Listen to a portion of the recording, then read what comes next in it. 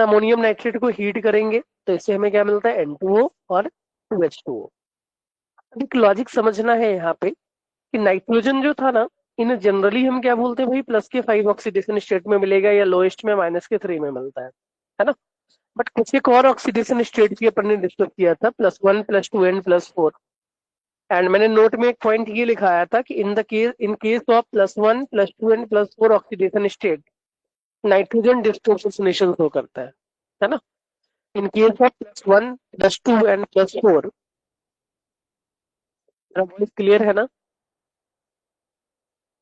मेरा voice clear है ना भाई? सर। ओके। तो N2 जो है नाइट्रोजन की +1 का ऑक्सीडेशन स्टेट था, अगर हाई टेम्परेचर पे हम कहीं पे हीट करेंगे तो डिस्प्रोपोर्शनेशन होगा। इन नॉर्मल कंडीशन की अगर बात करें ना, नॉर्मल कंडीशन में नाइट्रोजन के दो ऑक्साइड जो होते हैं ना, ये न्यूट्रल होते हैं, है ना। आपसे एक क्वेश्चन जेईई मेंस में पूछ लेगा कि how many of the following oxide is neutral in nature, है ना।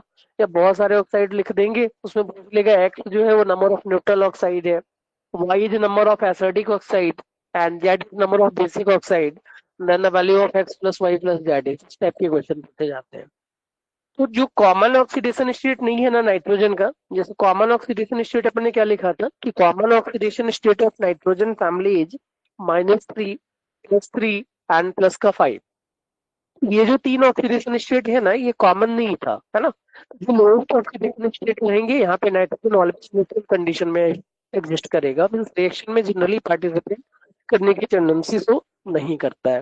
तो डाई नाइट्रोजन ऑक्साइड या नाइट्रोजन ऑक्साइड, या इसी को हम कहते हैं, है ना।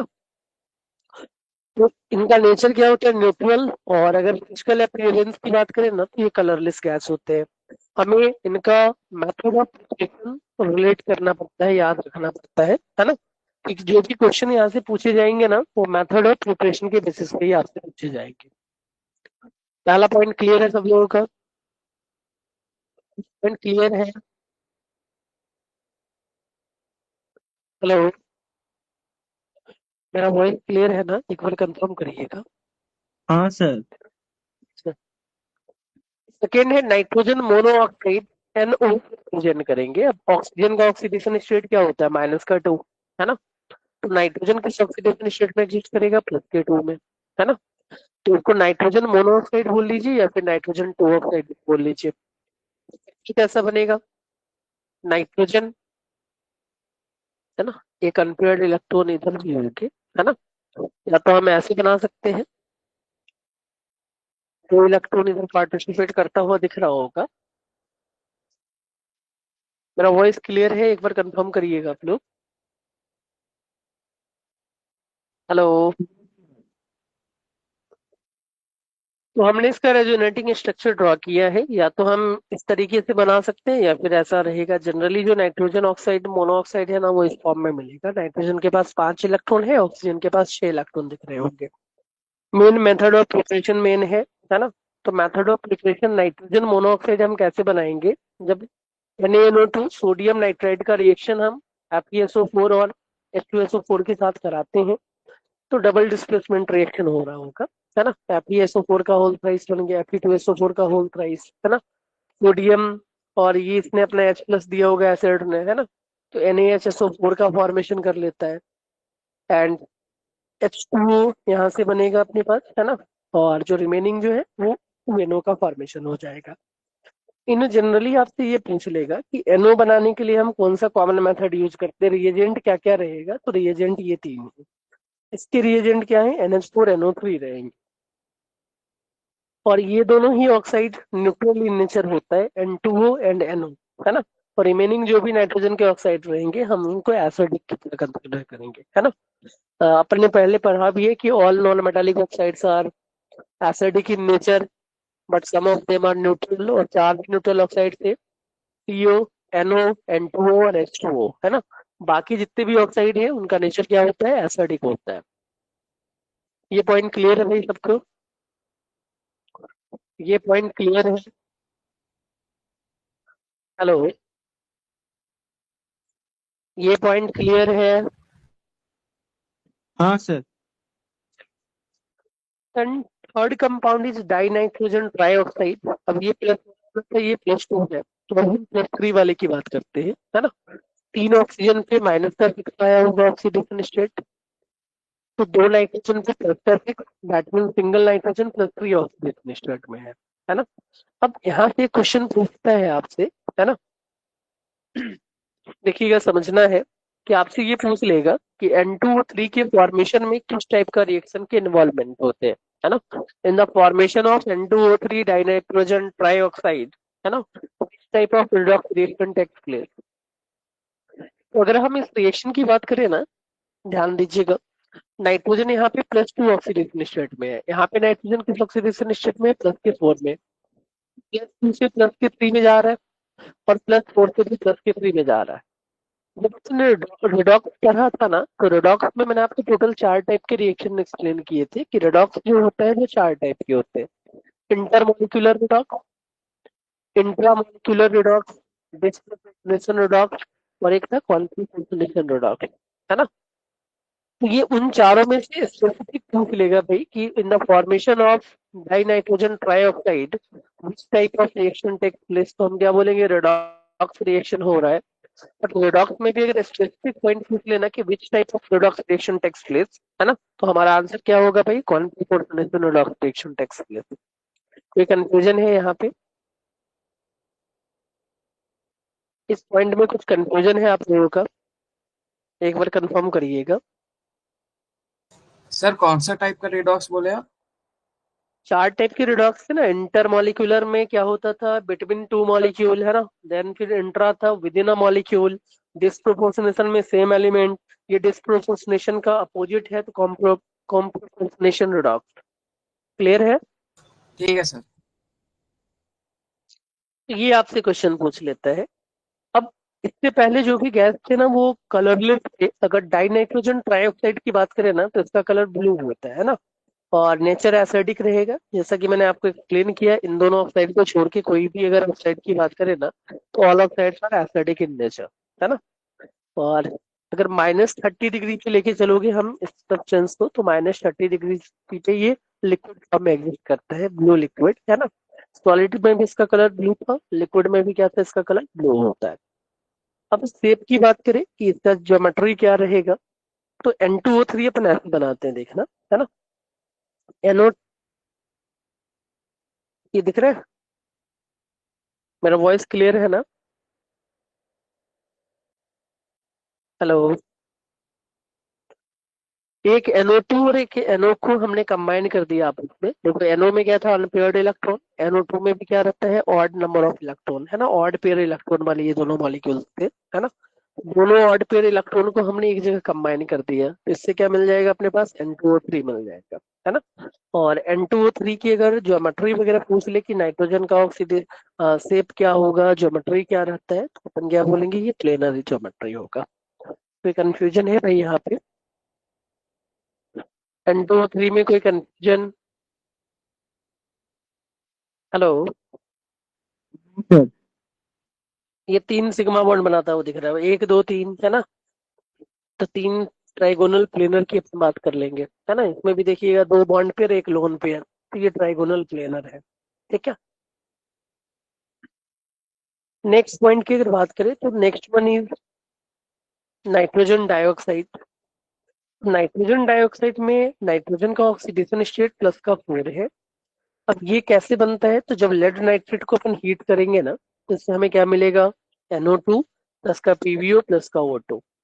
अब यहाँ से क्वेश्चन क्या पूछ लेगा कि NO2 का जो कलर होता है क्या होता है। जब अपने सॉल्ट एनालिसिस किया था ना, तो NO2 का डिटेक्शन के लिए ना हम इसी कलर कंसेप्ट का यूज कर रहे थे कि NO2 का नेचर क्या होगा, ब्राउन कलर का अगर फ्यूम्स निकल रहा है ना, that means that gas will be NO2, है ना। और NO2 का भी नेचर एसिडिक है ना। जितने भी नॉन मेटल के ऑक्साइड रहेंगे एक्सेप्ट नाइट्रोजन में N2 और NO, ये सब एसिडिक इन नेचर होगा, है ना। तो ब्राउन गैस पे थोड़ा सा फोकस करना है, और अपन क्या बोलेंगे, एसिडिक इन नेचर होता है। अगर की बात करें, है ना, तो मैंने आपको जब केमिकल बॉन्डिंग पढ़ाया था ना, तो hybridization of odd electron species मैंने सिखाया होगा आपको, है ना। ऑड स्पीसीज के हाइब्रिडाइजेशन का लॉजिक क्या था, अगर आपको याद हो, फिर से मैं थोड़ा सा एक्सप्लेन कर देता हूँ, है ना। कि ऑड इलेक्ट्रॉन स्पीशीज का हाइब्रिडाइजेशन कैसे होता था। अगर surrounding atom is more negative than central atom, है ना, if surrounding atom is more electronegative than central atom, then ये जो ऑड इलेक्ट्रॉन है ना, ये सेंट्रल एटम के पास में आ जाता है और ये हाइब्रिडाइजेशन में पार्टिसिपेट कर लेता है ना। इस कंपाउंड की अगर हाइब्रिडाइजेशन की बात करें तो एक सिग्मा बॉन्ड इधर है, एक सिग्मा यहाँ है, और इसको ऑड इलेक्ट्रॉन पेयर को भी हम हाइब्रिडाइजेशन में काउंट करेंगे, है ना। तो ये 3 बॉन्ड बना रहा है ना, मतलब 3 इलेक्ट्रॉन पेयर है, 2 bond pair and 1 electron pair, मतलब ऑड इलेक्ट्रॉन पेयर। तो hybridization of NO2 is sp2। इस पॉइंट में कोई कंफ्यूजन है? इस पॉइंट में कोई कंफ्यूजन? ये क्वेश्चन पूछा जाता है भाई। इस पॉइंट में कुछ कंफ्यूजन है आपका? हेलो, ये लॉजिक याद आ रहा है ना भाई? ये याद आ रहा है ना? Hybridization of odd electron species वाला लॉजिक याद आ रहा है ना? अगर नहीं याद आ रहा है तो मैं यहाँ पे लिख दे रहा हूँ, है ना। अगर आपको याद नहीं आ रहा है तो मैं यहाँ पे थोड़ा सा स्पेस को अरेंज करके लिख दे रहा हूँ। 1 मिनट के लिए वेट करना।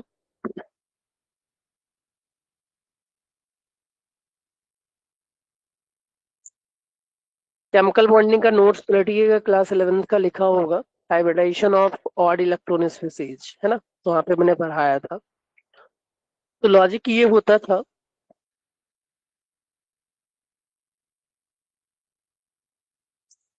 if surrounding atom if surrounding atom is more electronegative than central atom,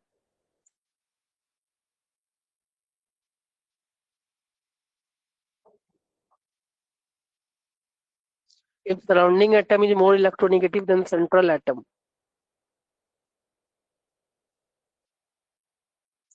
then odd electron also participates in hybridization.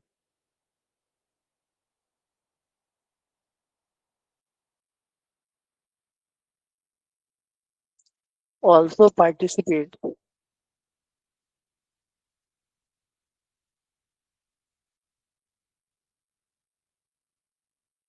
in hybridization. तो NO2 जो है ना, NO2 में अगर हाइब्रिडाइजेशन पूछा जाए ना, तो हाइब्रिडाइजेशन इज sp2।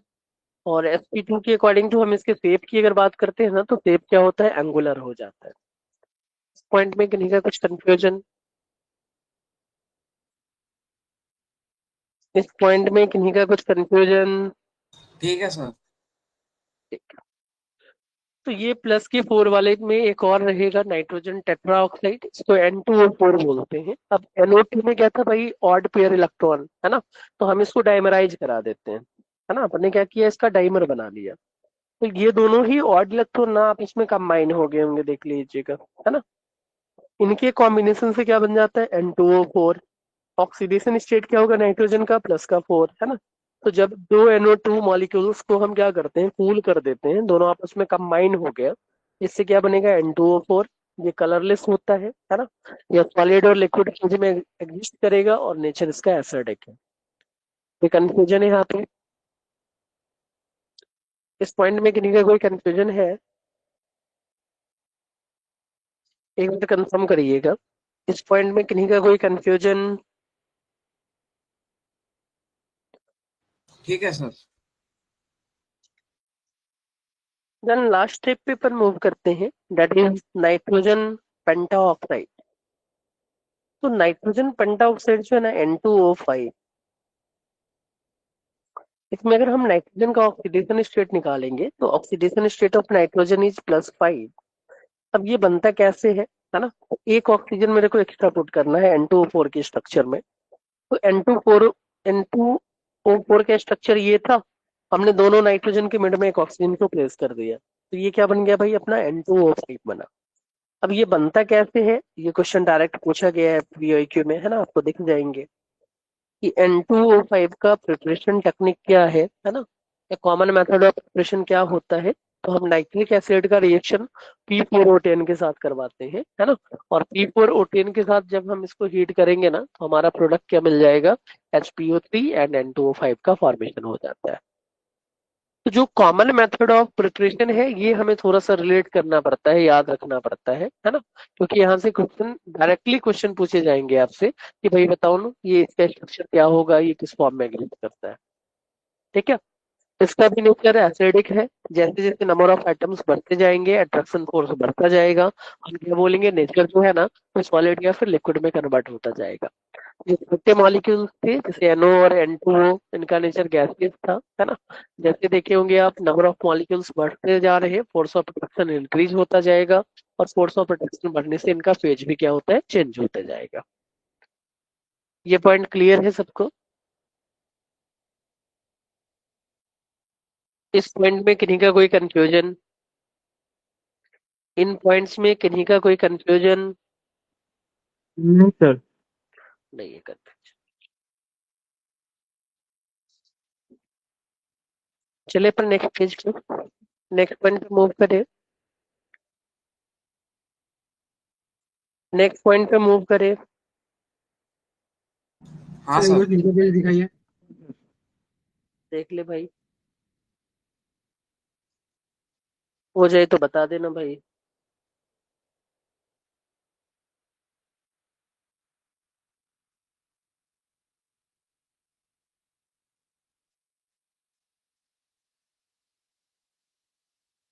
ठीक है सर।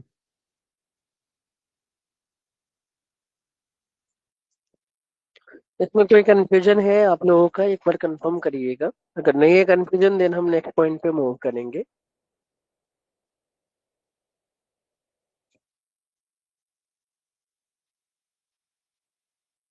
हेलो।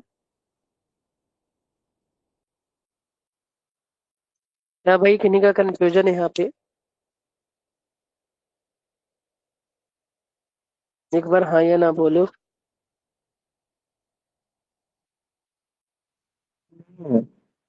नहीं।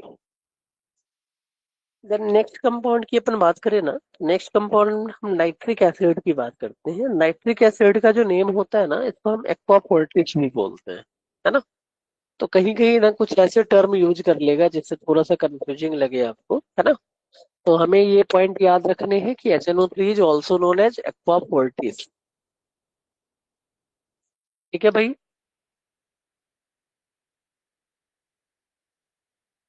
मेरा वॉइस क्लियर है ना? Yes sir. ओके। अब इसकी जो मेथड ऑफ प्रिपरेशन है ना, प्रिपरेशन मेथड में हमें जो मेनली फोकस करना है, वो लार्ज स्केल वाले मेथड पे फोकस करना है। क्वेश्चन यहीं से बनेगा। एंड जो क्वेश्चन का पैटर्न रहता है ना, वो सिक्वेंशियल रिएक्शन वाले पैटर्न आते हैं, है ना। कि आपसे पूछ लेगा, एमोनिया को हमने O2 के साथ रिएक्ट किया, भाई ये ए बना रहा है ना। ए का रिएक्शन हम O2 के साथ करे, बी बनाया, और बी को वाटर के साथ हीट किए तो सी बनाया, है ना। तो ABC का फॉर्मूला क्या है, या ए क्या किसको रिप्रेजेंट कर रहा है, बी किसको रिप्रेजेंट कर रहा है, सी किसको रिप्रेजेंट कर रहा है। इस टाइप के क्वेश्चन यहाँ से बनते हैं। पहला method laboratory method double displacement reaction है ना। अपने क्या किया, डबल डिस्प्लेसमेंट रिएक्शन का लॉजिक यहाँ पे यूज कर रहे हैं, देखना। ये है डबल डिस्प्लेसमेंट रिएक्शन, मैं लिख दे रहा हूँ, double displacement reaction.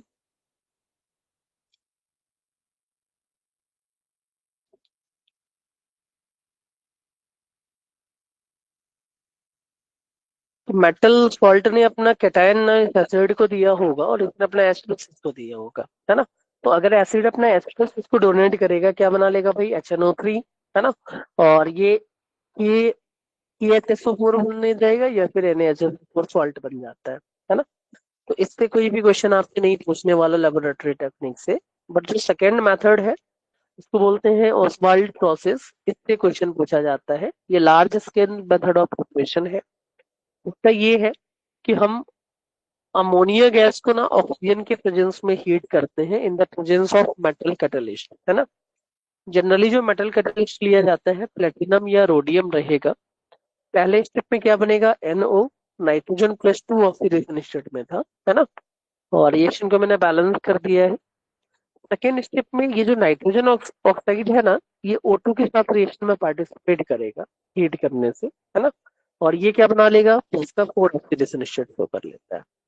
And +4 oxidation state में अपने लिखा था डिस्प्रोपोर्शनेशन होगा, है ना। +1 से +4 वाले में डिस्प्रोपोर्शनेशन, तो डिस्प्रोपोर्शनेशन टेक्निक के हेल्प से +4 वाला कंपाउंड कहाँ पहुंच जाता है भाई, या तो +5 में जाएगा और दूसरा जो है वो +2 में कन्वर्ट होता है। अब आपको ये याद कैसे रहेगा, तो याद रखने का पैटर्न मैं समझा रहा हूँ, है ना। कि नाइट्रोजन अपने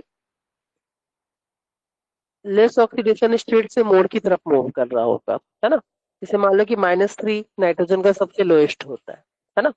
-3 से जो पहला कंपाउंड बना वो NO बनता है ना। पहला कंपाउंड में थोड़ा फोकस करना, क्योंकि आप ये भी बोल सकते हो कि -3 से +1 जाना चाहिए, +1 वाला भी पॉसिबल था, N2O, है ना। बट हम N2O नहीं बनाते हैं। -3 से क्या बनेगा, पहला कंपाउंड प्लस का 2, नंबर इंक्रीज हुआ है ना। +2 वाला जो कंपाउंड जो है ना, वो इससे भी थोड़ा सा इंक्रीज करेगा ऑक्सीडेशन स्टेट, है ना, के 4 में जा रहा है। +2 से हमारा कंपाउंड कहाँ पहुंचा, +4 में। और +4 से हाईएस्ट जो था नाइट्रोजन का, +5 था, है ना। तो +4 वाले कंपाउंड +5 में जाते हैं। सीक्वेंशियल रिएक्शन में ना आपसे ये अननोन दिया रहेगा, ये अननोन दिया रहेगा और ये अननोन दिया रहेगा, है ना। तो इन तीनों का जो ऑर्डर हमें कैसे याद रखना है, ऑक्सीडेशन नंबर इंक्रीज होता हुआ दिखेगा, +2, देन +4 और देन +5। ये लॉजिक याद रखोगे, डायरेक्ट एक पैराग्राफ क्वेश्चन पूछा जाता है, पैराग्राफ टाइप, है ना। कि देखिएगा भाई, एक रिएक्शन था, अमोनिया को हमने वाटर के प्रेजेंस में हीट किया है in presence of metal catalyst. पहला कंपाउंड क्या होगा, है ना। अब ये जो बना उसको हम ऑक्सीजन के साथ फिर से रिएक्ट करा रहे हैं, तो बी बन रहा होगा। बी का हाइड्रोलाइसिस अपने करा दिया तो सी बना होगा, है ना। ये मेजर प्रोडक्ट है, तो बताइए भाई ABC का फॉर्मूला क्या होना चाहिए। लॉजिक क्लियर है, ये लॉजिक क्लियर है। हाँ सर। नेक्स्ट है अपना वर्कल एंड आइड प्रोसेस और आर्क प्रोसेस, हम इसको बोल देते हैं। अब आर्क प्रोसेस जो है बहुत हाई टेम्परेचर पे होता है ना। नॉर्मली ये इकोनॉमिकल प्रोसेस है नहीं, तो हम इसको परफॉर्म नहीं कराते हैं। बट कहीं कहीं पे लैंग्वेज में लिख देगा ना कि HNO3 can be formed by, है ना। उसमें एक मेथड अगर ये भी लिखा हुआ मिल गया, तो आप क्या बोलोगे, ये मेथड भी करेक्ट है। बट ये जनरली हम यूज नहीं करते हैं, क्योंकि बहुत हाई टेम्परेचर का रिक्वायरमेंट दिख रहा होगा 3000 डिग्री से, है ना। तो एट वेरी हाई टेम्परेचर ये प्रोडक्ट बनाना थोड़ा सा फिजिबल नहीं होता है। अगर रिएक्शन की बात करें ना, तो सेम जस्ट लाइक ओसवाल्ट प्रोसेस था ना, उसी प्रोसेस को ये भी फॉलो करता है। जस्ट इनिशियल रिएजेंट अपने चेंज कर दिया है, N2 + O2, NO बनाया होगा। यहाँ पे भी NO था, है ना। NO फिर NO2 में कन्वर्ट होता है। NO2 का फिर हमने क्या कराया, डिस्प्रोपोर्शनेशन, है ना। तो ये HNO2 और HNO3 बनाएगा यहाँ पे। मेरा वॉइस क्लियर है ना। अब देखो, ये जो HNO2 है ना, ये फिर से HNO3 में कन्वर्ट हो जाता है ना। तो आप इसको छोड़ भी दोगे ना तब भी चलेगा, आप इसको छोड़ भी सकते हो, है ना। जनरली आप देखोगे तो NCERT में ये रिएक्शन गिवन नहीं है, ठीक है। बट अगर कहीं पे मोर देन वन करेक्ट वाले में अगर कुछ क्वेश्चन पूछ लिया, तो वहां पे हमें ये लेके चलना पड़ेगा, बिरकल एंड आइड प्रोसेस और आर्क प्रोसेस बोल देते हैं। कोई कंफ्यूजन है यहाँ पे, इस पॉइंट में किन्हीं का कोई कंफ्यूजन, एक बार कंफर्म करिएगा, इस पॉइंट में किन्हीं का कोई कंफ्यूजन है। नहीं है सर। नेक्स्ट पेज पे मूव करें अपन।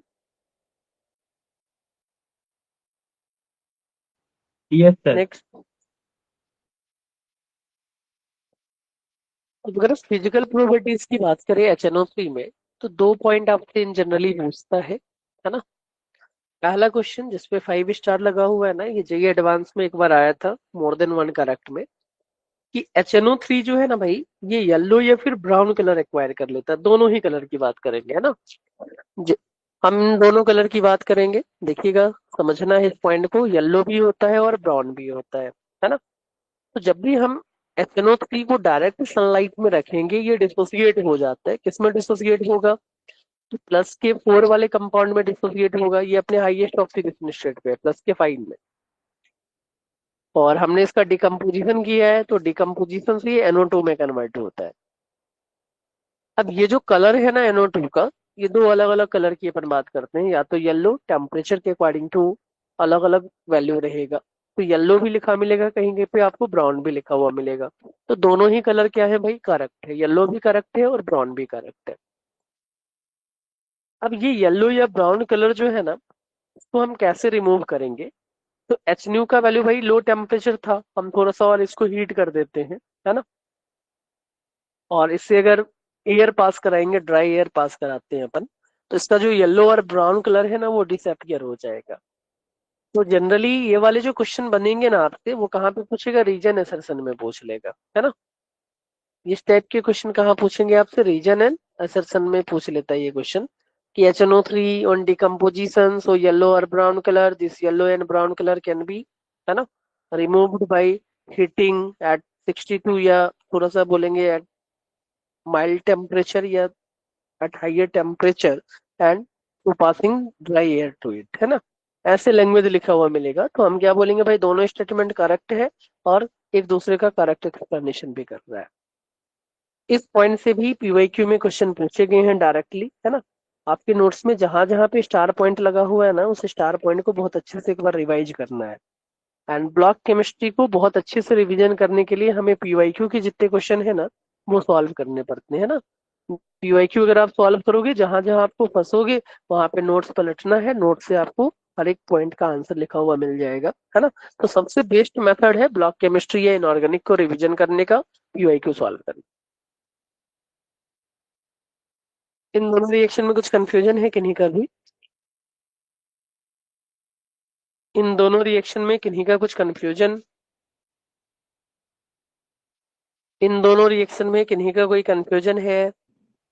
नहीं है। अगर हम केमिकल प्रॉपर्टीज की बात करें ना, तो HNO3 जो होता है ये स्ट्रॉन्ग एसिड, सबको पता है ना। ये कुछ नया बताना है नहीं मेरे को, है ना। क्यों? क्योंकि ये H+ डोनेट करने की टेंडेंसी शो करता है। That's why HNO3 is strong acid, है ना। ये वाला पॉइंट जो है, ये मैंने आपको कहाँ पे सिखाया था, सॉल्ट एनालिसिस में मैं डिटेल में बता चुका हूँ। सॉल्ट एनालिसिस में मैंने इस पॉइंट को डिटेल में एक्सप्लेन किया है। बहुत सारे बच्चे उस समय नहीं थे या नहीं सीखे होंगे, थोड़ा सा भूल गए होंगे, तो उनके लिए मैं एक बार फिर से बता दे रहा हूँ। कि अपने जब डिस्कस किया था ना सॉल्ट एनालिसिस, तो सॉल्ट एनालिसिस में मैंने दो टाइप के आपको ऑक्सीडाइजिंग एसिड सिखाए थे, है ना। Concentrated H2SO4 is strong oxidizing acid होता है। एंड कंसंट्रेटेड HNO3 में तीन वैरायटी अपन ने लिया था। एक 70% कंसंट्रेटेड, एक 20% और एक 6% HNO3। ये तीनों ही क्या थे, ऑक्सीडाइजिंग एसिड होते हैं। इन तीन को छोड़ के अगर कुछ भी रहे ना, तो वो नॉन ऑक्सीडाइजिंग की कैटेगरी में रहेगा, है ना। HNO3 जब भी अगर कहीं पर रिएक्शन में पार्टिसिपेट कर रहा होगा, समझिएगा, तो ये +5 पे है, इसके ऊपर तो ये जा नहीं सकता। और जब भी अगर कोई एलिमेंट अपने हाईएस्ट ऑक्सीडेशन स्टेट पे रहता है, देन वो ऑक्सीडाइजिंग एजेंट की तरह एक्ट करता है ना। तो ये +5 से कहाँ जाएगा, +4 में, है ना। या ये हो सकता है कि इससे भी थोड़ा लोएस्ट ऑक्सीडेशन स्टेट +2 में भी कन्वर्ट होने की टेंडेंसी शो कर सकता है। मेरा वॉइस क्लियर है? मेरा वॉइस तो क्लियर है? अब इस हाँ सर, पॉइंट पे, क्लियर है। ओके, इस पॉइंट पे जितने स्टार लगे हैं, इस स्टार को देख के तो आपको समझ में ही आ रहा होगा, है ना। अब ये पॉइंट ऐसा है जहां से हर साल जेई में क्वेश्चन पूछता ही पूछता है। मैंने सॉल्ट में भी ये करवाया है, सॉल्ट एनालिसिस में सेम वही थ्योरी यहाँ पे भी लिखा हुआ है, जो थ्योरी मैंने वहां पे बताया था, है ना। एक बार मैं फिर से एक्सप्लेन करता हूँ, समझिएगा। तो अपन ने मेटल का रिएक्टिविटी सीरीज पढ़ा था, है ना। क्या था मेटल का रिएक्टिविटी सीरीज, मैंने शॉर्ट ट्रिक भी बताया था आपको। करण भाई ने कार मांगी, ऑल्टो जेन फेरारी, सोनू पंजाबी है, क्यों होगी आगे और पिटाई, यही था ना भाई। क्यों होगी आगे और पिटाई। तो यहाँ पे दो टाइप के मेटल दिख रहे हो कि ये नोबल मेटल थे, लिस्ट रिएक्टिव। स्टार्टिंग के जो मेटल होते हैं वो मोस्ट रिएक्टिव रहते हैं, और ये वाला मॉडरेट रिएक्टिव मेटल था, है ना। तो HNO3 का जो परसेंटेज रहता है ना, HNO3 के रिएक्शन की अगर बात करें अपन, है ना, तो कोई भी मेटल हाइड्रोजन के अगर ऊपर रहे ना रिएक्टिविटी सीरीज में, मतलब सोनू पंजाबी तक, सोनू पंजाबी तक कोई भी मेटल अगर दिखता है, इसके साथ अगर हम कंसंट्रेटेड HNO3 70% का रिएक्शन करवाएंगे, तो ये प्रोडक्ट ऑलवेज बनता था NO2, है ना। अब आपके माइंड में एक डाउट आएगा, ये लॉजिक भी मैंने एक्सप्लेन किया हुआ है सॉल्ट एनालिसिस में, कि आप तो बोल रहे हो ये सबसे स्ट्रांग ऑक्सीडाइजिंग एजेंट है, तो इसमें ऑक्सीडेशन स्टेट में सबसे ज्यादा चेंज आना चाहिए था, है ना। बट यहाँ पे हमें क्या दिख रहा है, बस 1 यूनिट का चेंज दिख रहा होगा। तो इसका लॉजिक मैंने आपको ये एक्सप्लेन किया था कि 70% HNO3 का मतलब, अगर मान लो मैं 100 ml सॉल्यूशन लेके चलता हूँ, तो उसमें 70 ml क्या है भाई, HNO3। और ये 70 पार्टिकल्स HNO3 के जो है ना, ये सबके सब रिएक्टिव है, ये सब अपने को कन्वर्ट करना चाहेंगे कहाँ पे, NO2 में, है ना। बट जितने भी रिमेनिंग सारे के सारे रिएक्टेंट तो रिएक्शन में पार्टिसिपेट कर नहीं पाएंगे, है ना।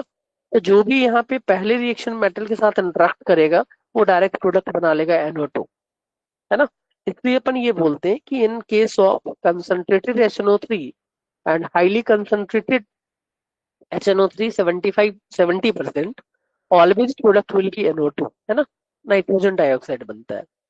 डाइल्यूट HNO3 में परसेंटेज कम हो गया 20, तो अब 100 ml में अब 20 पार्टिकल्स HNO3 के रहेंगे, है ना। तो इसमें भाई इसके रिस्पेक्ट में ना सबको मौका मिलेगा रिएक्शन शो करने का, है ना। तो थोड़ा सा नंबर ऑफ पार्टिकल्स अगर बढ़ा हो, कम हुआ होगा, है ना, इसमें ज्यादा कम कंपटीशन दिख नहीं रहा है, तो यहाँ पे चेंज इन ऑक्सीडेशन नंबर थोड़ा सा हाइयर देखने को मिलेगा, +1। और जो वेरी डाइल्यूट रहते हैं, वेरी डाइल्यूट ऑक्सीडेशन, जब भी अगर लेके चलोगे HNO3, तो हमेशा जो मेटल है ना, अपना मिनिमम और मैक्सिमम दोनों ऑक्सीडेशन स्टेट शो करेगा कंपाउंड में। तो नाइट्रोजन का मिनिमम क्या था, -3, और नाइट्रोजन का मैक्सिमम क्या होता है, +5, है ना। तो हमें कंपाउंड ऑलवेज क्या बनाना है, NH4NO3 बना के चलना है। ये जो भी लैंग्वेज में बोल रहा हूँ ना, ये सब आपके सॉल्ट एनालिसिस के नोट्स में नोट पॉइंट बना के लिखा हुआ है। हेलो, ये जो भी लैंग्वेज मैंने एक्सप्लेन किया ना यहाँ पे, ये सारे लैंग्वेज वाले पॉइंट आपके सॉल्ट एनालिसिस के नोट्स में, है ना, नोट के फॉर्म में लिखा हुआ, नोट 1, नोट 2, नोट 3 के फॉर्म में। ये पॉइंट क्लियर भाई सबको। Yes sir.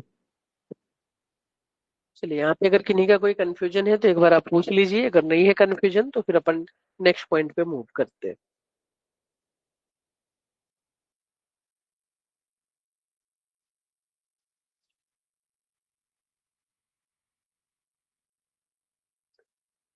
भाई यहाँ पे किन्हीं का कोई कंफ्यूजन, +5 से +4 जाएगा, ये वाला +1 में जाता है, ये दोनों एवरेज हो जाएंगे ना, -3 और +5। क्लियर है ये। एक बार हाँ या ना कुछ रिप्लाई करिए आपने। Yes sir. देन अगर मान लो कि metal below the reactivity series आ जाए ना, पीबी के नीचे, मतलब क्यों होगी आगे, और पिटाई, ये मेटल है, कॉपर, मरकरी, सिल्वर, गोल्ड और प्लेटिनम, है ना।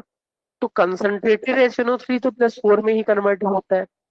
तो जो डाइल्यूट है ना, अब मेटल का रिएक्टिविटी थोड़ा सा कम हो गया है ना, तो ये +2 में कन्वर्ट हो रहा है। ठीक है भाई। और यहाँ पे अगर वेरी डाइल्यूट रहे ना, तो मेटल भी वीक है भाई, हाईली रिएक्टिव नहीं है। और हमने एसिड को भी क्या ले लिया, पुअर ले लिया, वेरी डाइल्यूट ले लिया है। इस केस में रिएक्शन पॉसिबल नहीं होता है, नो रिएक्शन टेक्स प्लेस। इस पॉइंट को कॉपी करके देख लीजिए, है ना। कुछ कंफ्यूजन है तो मेरे से पूछ सकते हो। इस पॉइंट में किन्हीं का कोई कंफ्यूजन है, इस पॉइंट में किन्हीं का कोई कंफ्यूजन। नहीं सर। और थर्ड पॉइंट अपन ने सॉल्ट एनालिसिस में क्या डिस्कस किया था, कि अगर कहीं पे नॉन मेटल और मेटेलॉइड्स रहे ना, तो ये ओनली कंसंट्रेटेड एसिड के साथ ही रिएक्ट करेगा, डाइल्यूट या फिर वेरी डाइल्यूट के साथ रिएक्ट करने की टेंडेंसी तो नहीं करेगा। एंड प्रोडक्ट की अगर बात करें ना, तो प्रोडक्ट में हमेशा मेरे को NO2 मिलने वाला है ना। एंड जो भी नॉन मेटल रहेगा ना, उस नॉन मेटल का एक एसिड मिलता है। कार्बन रहा तो कार्बन का एक एसिड, कार्बोनिक एसिड। सल्फर रहा तो सल्फ्यूरिक एसिड, है ना। फॉस्फोरस रहा तो फॉस्फोरिक एसिड। अब एक एसिड होता क्या था, तो हाईएस्ट ऑक्सीडेशन स्टेट वाले एसिड को हम क्या बोलते हैं, एक एसिड। बट ये वाला लॉजिक हैलोजन के केस में वर्क नहीं करता है, क्योंकि हैलोजन के केस में जो हाईएस्ट ऑक्सीडेशन एसिड एक्सटेट वाला एसिड था ना, उसको बोलते हैं पर, है ना, पर।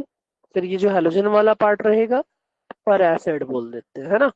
तो पर एसिड हाईएस्ट वाला था, तो हैलोजन में हम क्या बोलेंगे, +5 वाला एक एसिड हो जा है ना, तो वो बनेगा अपना, है ना।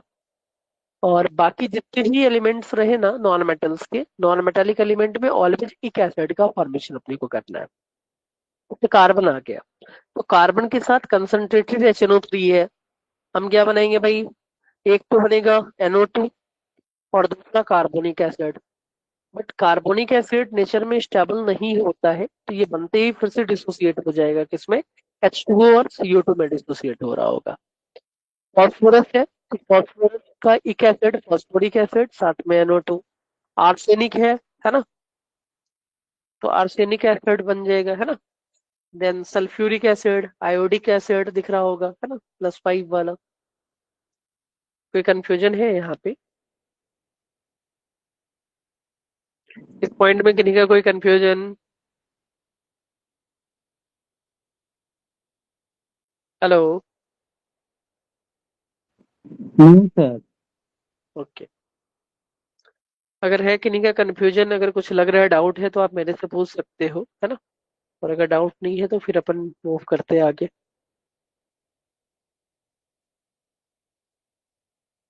हेलो। भाई इस कंसेप्ट में किन्हीं का कोई कंफ्यूजन? इस कंसेप्ट में किन्हीं का कोई कंफ्यूजन? हेलो। इस कंसेप्ट में किन्हीं का कुछ कंफ्यूजन है भाई? एक बार हाँ या ना करो। नहीं सर। देन हम सेकेंड टाइप पे मूव करते हैं। पहला एलिमेंट जो था ना, पहला एलिमेंट नाइट्रोजन हमने कंप्लीट कर लिया है, अब अपन आते हैं फॉस्फोरस पे।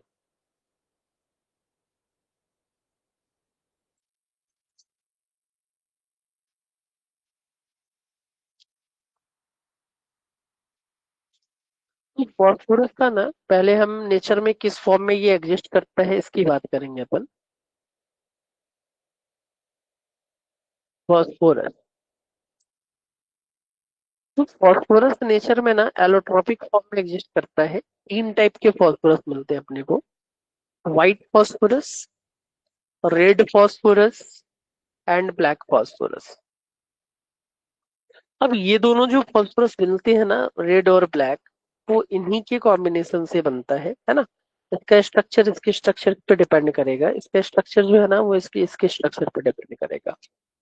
तो हम पहले वन बाय वन ना व्हाइट फॉस्फोरस से स्टार्ट करेंगे कि भाई व्हाइट फॉस्फोरस कैसा दिखता है ना, क्या होता है ना, कैसे अपन उसको डिफाइन करते हैं। तो फॉस्फोरस का एटॉमिसिटी अपन ने पढ़ा है कि atomicity of phosphorus is 4। Atomicity of phosphorus is 4, है ना। तो ये 4 एटम का कॉम्बिनेशन होगा। फॉस्फोरस नेचर में ना डायमंड के फॉर्म में, है ना, डायमंड शेप में एग्जिस्ट करता है, डायमंड शेप, ऐसा शेप रहेगा। अब इस शेप से रिलेटेड ना एक क्वेश्चन आपसे पूछ लेगा कि इन white phosphorus how many pp face will be present, है ना। और इन white phosphorus how many pp side is present. तो साइड की अगर बात करें ना, अब ये डायमंड है तो 3D स्ट्रक्चर होगा, एक पीछे भी रखा हुआ है, सब दिख रहे होंगे, है ना।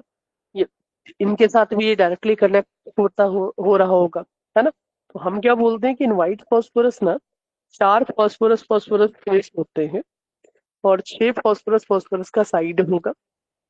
एक फॉस्फोरस 4 बॉन्ड का फॉर्मेशन कर रहा है, that means the hybridization will be, और ज्योमेट्री विल बी कितने, टेट्राहेड्रल, है ना। Geometry of the phosphorus will be tetrahedral, है ना। कोई कंफ्यूजन है यहाँ पे? इस पॉइंट में किन्हीं का कोई कंफ्यूजन? नहीं सर। एक पॉइंट कहीं कहीं पूछ लेगा कि इसका बॉन्ड एंगल क्या रहेगा, है ना, इस फेस के मिड में। तो फेस के मिड में जो एंगल रहता है ना, वो 60 डिग्री के नियर बाई होता है ना। ये जो फेस है और एक जो लाइन अपन खींच के दिखाए है ना, इनके मिड जो एंगल रहेगा वो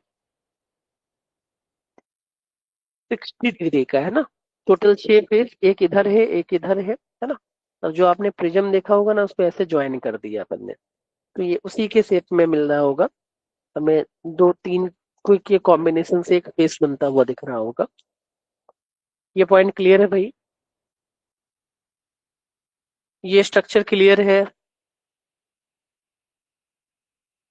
हेलो ऑनलाइन बच्चे, मेरा वॉइस क्लियर है ना? एक बार कंफर्म करना आप। क्लियर है। ओके। अब देखिए, व्हाइट फॉस्फोरस जो होता है ना, ये बॉइलिंग एनर्जी सॉल्यूशन में ना डिजॉल्व हो जाएगा, और ये गैस का फॉर्मेशन करता है। इस गैस को बोल देते हैं अपन फॉस्फीन, है ना। क्या बोलते हैं भाई इसको? फॉस्फीन।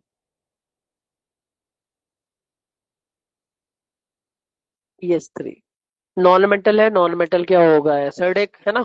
और NaOH है, तो ये बेसिक है। थोड़ा सा हाई टेम्परेचर देना पड़ेगा क्योंकि ये नेचर में स्टेबल था, है ना। तो हमने इसको हाई टेम्परेचर पे थोड़ा सा हीट कर दिया, है ना। बॉइलिंग NaOH में हीट किया है। बॉइलिंग NaOH का लॉजिक ये है कि आपने टेम्परेचर थोड़ा हाई रखा होगा। तो at higher temperature condition, phosphorus reacts with NaOH and gives phosphine, and sodium hypophosphite बनाता है। सोडियम हाइपोफॉस्फाइट NaH2PO2 का फॉर्मेशन करता है ना। तो ये भी क्वेश्चन एक बार पूछा गया है कि phosphorus react with boiling NaOH and gives, आप आंसर क्या लिखोगे? Sodium hypophosphite and phosphite. कोई कंफ्यूजन? इस पॉइंट में कोई कंफ्यूजन है आप लोगों का? हेलो, इस पॉइंट में कोई कंफ्यूजन? एक बार बोल भाई, हाँ या ना, कुछ कंफ्यूजन है? नहीं है सर। सेकेंड रिएक्शन, ये बहुत बार आप देखे होंगे, है ना। जैसे केमिस्ट्री पढ़े होंगे ना, मैक्सिमम मोल कंसेप्ट में भी ये रिएक्शन लिमिटिंग रिएजेंट वाले क्वेश्चन पूछ लेता है कि व्हाइट फॉस्फोरस को ना अगर हम ऑक्सीजन के प्रेजेंस में हीट करते हैं या कंबशन करा देंगे, है ना, तो अपन ये बोलते हैं कि ये हाईली रिएक्टिव इन नेचर होता है। ऑक्सीजन के साथ कांटेक्ट में आते ही या एयर के साथ कांटेक्ट में आते ही ये फायर को कैच कर लेता है, और प्रोडक्ट क्या बनाएगा? P4O10 का व्हाइट कलर का डेंस फ्यूम बना लेता है ना। डेंसर फ्यूम मिलता है, व्हाइट कलर का मिलेगा। अब यहाँ पे क्वेश्चन आपसे ये पूछ लेगा P4O10 का स्ट्रक्चर कैसा दिखता है ना। क्वेश्चन क्या पूछेगा आपसे? P4 का स्ट्रक्चर क्या है, या P4O10 के स्ट्रक्चर में कितने POP लिंकेज प्रेजेंट रहते हैं, है ना। In structure of P4O10, how many POP linkage are present और how many POP bonds are present, है ना। तो एक बार ट्राई करते हैं अपन इसके स्ट्रक्चर को समझते नहीं कैसा दिखेगा। मैं साइड में स्ट्रक्चर ड्रॉ कर रहा हूँ P4O10 का,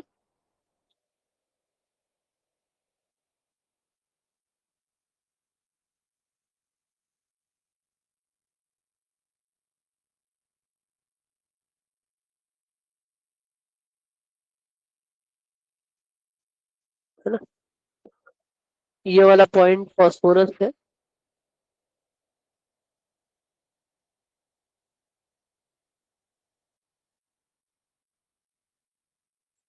ये रहा अपना फॉस्फोरस। ये है ऑक्सीजन, ये है ऑक्सीजन, है ना। यहाँ पे भी फॉस्फोरस है। मैंने ये आपको जब बोरॉन कार्बन फैमिली पढ़ाया होगा ना, या पीरियोडिक, सॉरी, केमिकल बॉन्डिंग में एक बार सीखे थे अपने इस स्ट्रक्चर को शायद, है ना, कंफर्म नहीं हूँ। ये O होगा और ये P होगा। 3 P कहाँ रहते हैं भाई? इस वाले स्ट्रक्चर में POP linkage, POP POP POP linkage. And remaining जो P दिखता है ना अपने को, या O जो दिखेगा वो कहाँ पे दिखेगा देखना। एक ये जो P और ऑक्सीजन के बीच में डबल बॉन्ड रहता है, P double bond O। Then ये वाला P ना,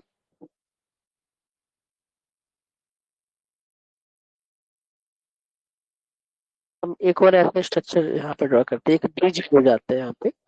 ये O है, और ये यहाँ पे एक P अटैच रहेगा, और आप यहाँ पे O एक लगाते हो। तो थोड़ा सा स्ट्रक्चर को कर दे रहा हूँ क्लियर रिप्रेजेंटेशन दिखाने के लिए।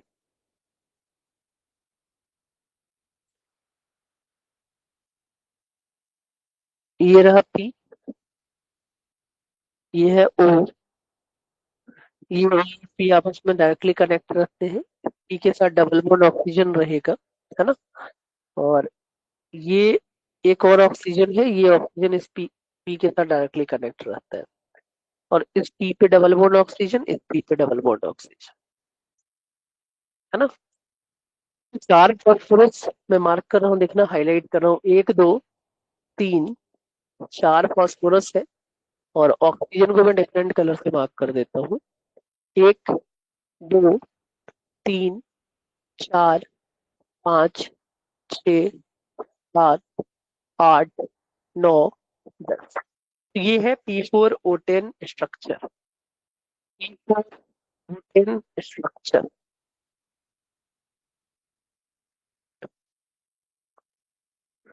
ठीक है भाई।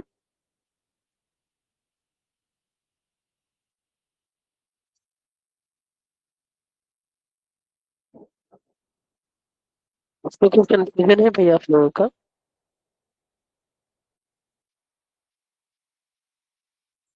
हेलो।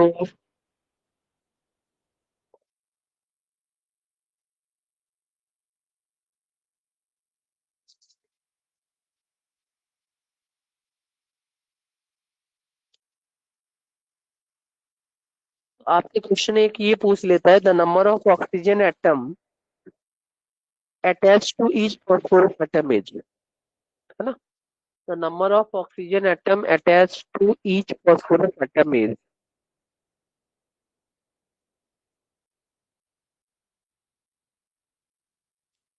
मेरा वॉइस क्लियर है ना? Four oxygen. 4 ऑक्सीजन, एक फॉस्फोरस के साथ 4 ऑक्सीजन डायरेक्टली अटैच्ड है ना। एक फॉस्फोरस के साथ कितने ऑक्सीजन डायरेक्टली अटैच है? 4 ऑक्सीजन डायरेक्टली अटैच रहता है ना। तो ये क्वेश्चन भी पूछा गया है कि how many oxygen atom is directly attached with phosphorus, आप क्या बोलोगे? 4 है। ठीक है। एंड इस स्ट्रक्चर में ना आपसे ऑक्सीजन का हाइब्रिडाइजेशन भी पूछ लेगा, है ना। तो हमें यहाँ पे दो टाइप के ऑक्सीजन दिख रहे होंगे। एक ये जो सिंगल बॉन्ड जो रिंग में ऑक्सीजन है ना, तो ये 2 बॉन्ड पेयर बना रहा होगा, 2 लोन पेयर, तो इनका हाइब्रिडाइजेशन sp3 है ना। और ये जो डबल बॉन्डेड ऑक्सीजन है ना, इसके ऊपर भी 2 लोन पेयर दिखेगा, है ना। इसका हाइब्रिडाइजेशन sp2 होगा। कोई कंफ्यूजन है यहाँ पे?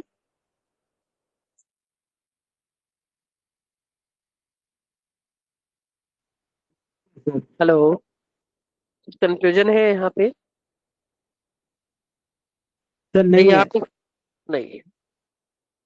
तो P4O10 का स्ट्रक्चर थोड़ा सा ये याद रखना कि एक 6 का रिंग बना देना, आप ऐसे याद रखोगे, 1 2 3 4 5 6, 6 का रिंग। ऑल्टरनेट पोजीशन पे फॉस्फोरस और ऑक्सीजन रखने हैं। अब फॉस्फोरस 5 बॉन्ड बनाता है, तो जहाँ P है वहां पे 2 बॉन्ड तो रिंग में था, एक डबल बॉन्ड ऑक्सीजन लगा दीजिएगा अल्टरनेट पे। 3 फॉस्फोरस अल्टरनेट पे थे, तीनों जगह एक एक डबल बॉन्ड लगा देना। बट अभी भी ये 5 बॉन्ड का फॉर्मेशन नहीं किया है ना। तो 5 बॉन्ड बनाने के लिए क्या करना पड़ेगा? बीच में एक ब्रिज बनाने पड़ेंगे, है ना। तो मैंने एक ब्रिज बनाया है, और इस ब्रिज में एक ऑक्सीजन। अब ऑक्सीजन 2 बॉन्ड बनाता है, तो एक बॉन्ड तो फॉस्फोरस के साथ डायरेक्टली अटैच रहेगा, दूसरा एक पी के साथ अटैच रहेगा, और ये पी भी 5 बॉन्ड बनाएगा। इनका भी एक ब्रिज टाइप का स्ट्रक्चर बना दोगे तो हमारा P4O10 का स्ट्रक्चर यहाँ पे बनता हुआ दिख जाएगा। कोई कंफ्यूजन? कोई कंफ्यूजन है यहाँ पे?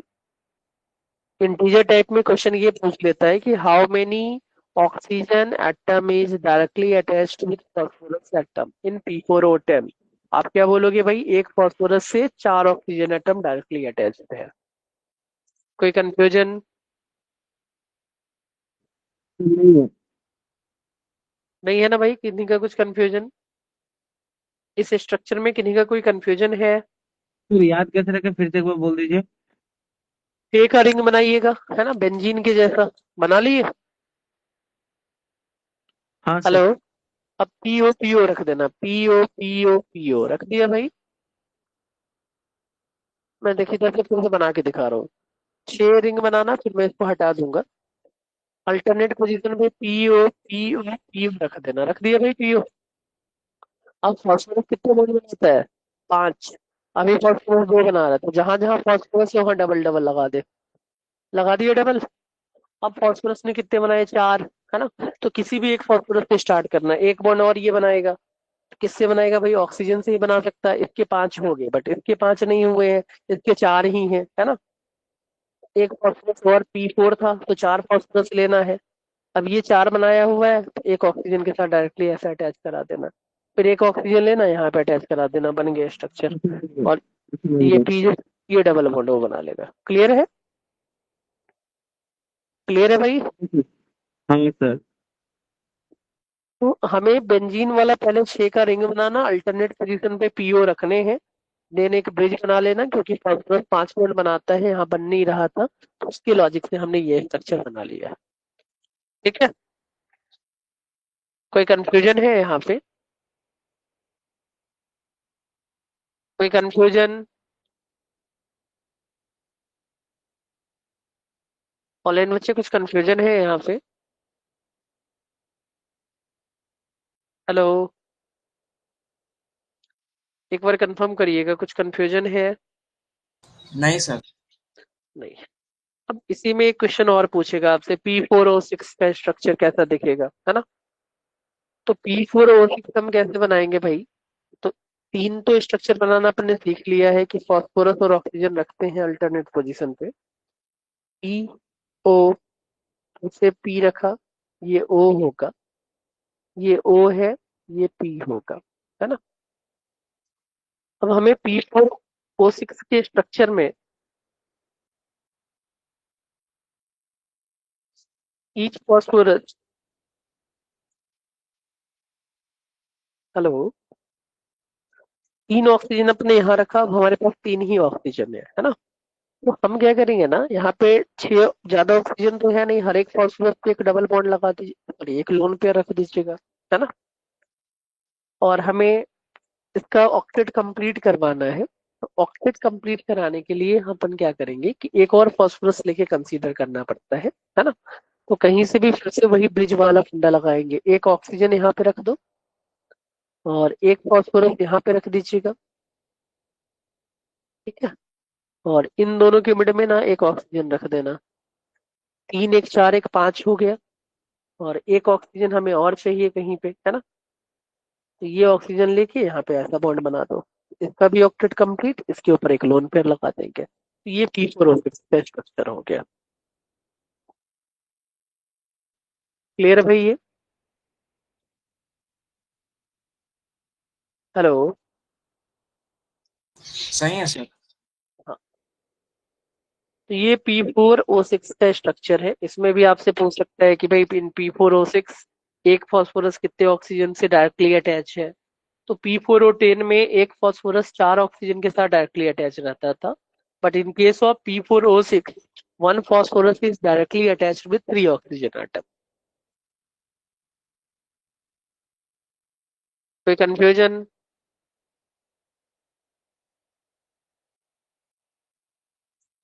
नहीं है ना भाई कंफ्यूजन? नहीं सर।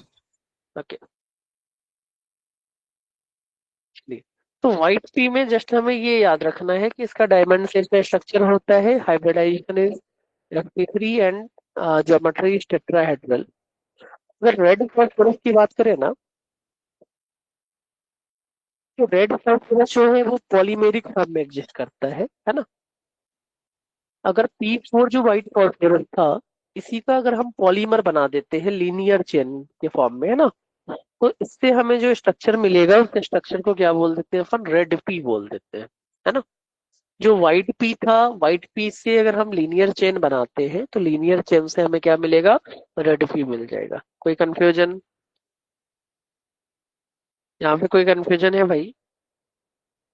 तो ये बस पूछा जाता है कि भाई रेड पी किस फॉर्म में एग्जिस्ट करता है, तो आप क्या बोलोगे, पॉलीमेरिक फॉर्म में एग्जिस्ट करता है। किस फॉर्म में एग्जिस्ट करेगा, कॉम्प्लेक्स पॉलीमेरिक फॉर्म में एग्जिस्ट करेगा। क्लियर है?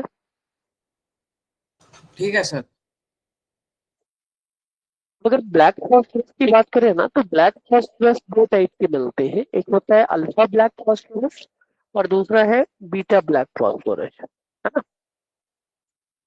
तो अल्फा ब्लैक फॉस्फोरस कहाँ से बनता है, ये क्वेश्चन जनरली पूछेगा। तो अल्फा ब्लैक फॉस्फोरस, तो रेड फॉस्फोरस को जब हम एक क्लोज ट्यूब में हीट करते हैं हाई टेम्परेचर पे, है ना।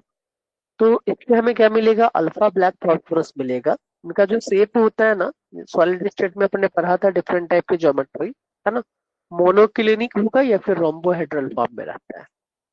बट बीटा ब्लैक फॉस्फोरस जो है ये व्हाइट फॉस्फोरस को हीट करने से मिलता है ना। तो ये जनरली क्वेश्चन पूछ लेगा लैंग्वेज वाले में कि how many of the following statement are correct, कि beta black phosphorus is formed by white phosphorus, क्या बोलोगे, करेक्ट है। अल्फा ब्लैक फॉस्फोरस कहाँ से मिलता है, रेड फॉस्फोरस को हीट करने से मिलता है। क्लियर।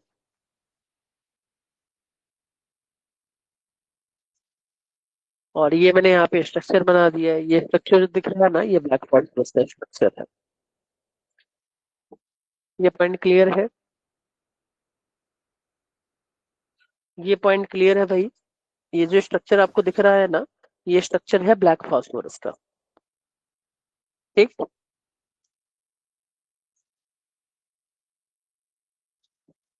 मेरा वॉइस क्लियर है, एक बार कंफर्म करिएगा। हाँ सर, नो प्रॉब्लम नहीं। ओके। किन्हीं का कुछ कंफ्यूजन इस स्ट्रक्चर में, इस स्ट्रक्चर में किन्हीं का कुछ कंफ्यूजन,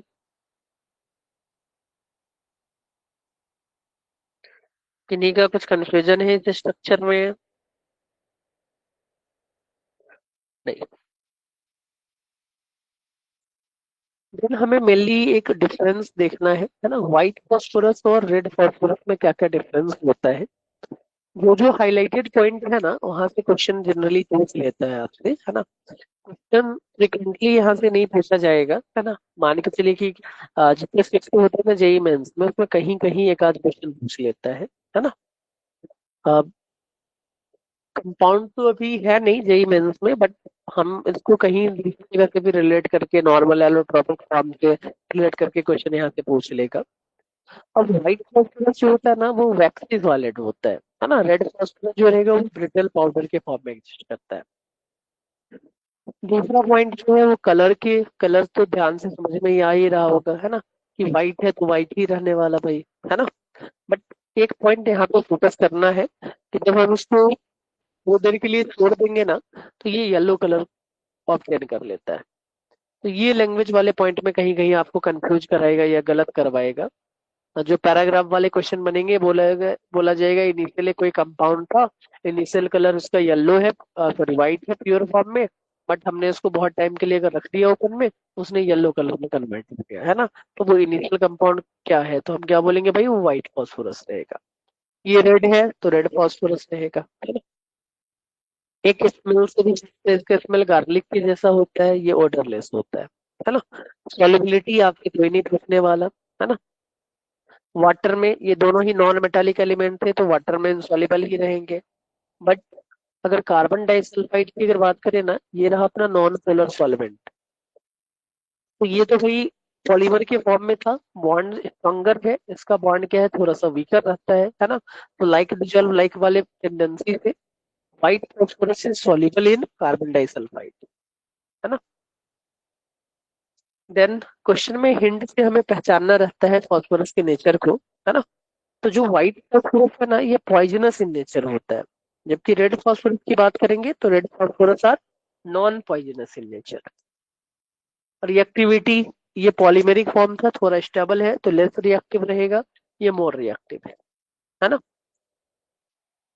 अगर ये मोर रिएक्टिव है तो हम अनस्टेबल बोलेंगे, ये लेस रिएक्टिव है तो स्टेबल होगा। व्हाइट फॉस्फोरस ना डार्क कंडीशन में ग्लो करता है। जो भी थोड़ा सा डिफरेंस वाला पॉइंट है ना, हम उन्हीं पे फोकस कर रहे हैं, है ना। ये डार्क फॉस्फोरस जो है, सॉरी, व्हाइट फॉस्फोरस जो है वो डार्क में ग्लो करता है, ये ग्लो नहीं करता है। अगर जनरल फार्मूला पूछा जाए तो इसका P4 होता है, इसका P4N हो जाएगा। ऑनलाइन में से मेरा वॉइस क्लियर है?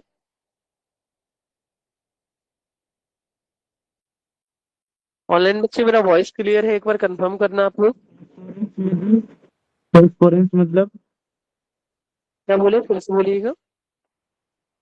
फिर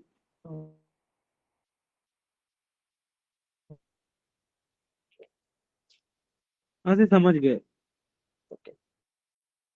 ये व्हाइट फास्फोरस जो है ना वो डार्क में ग्लो करता है, ये नहीं करता है ना।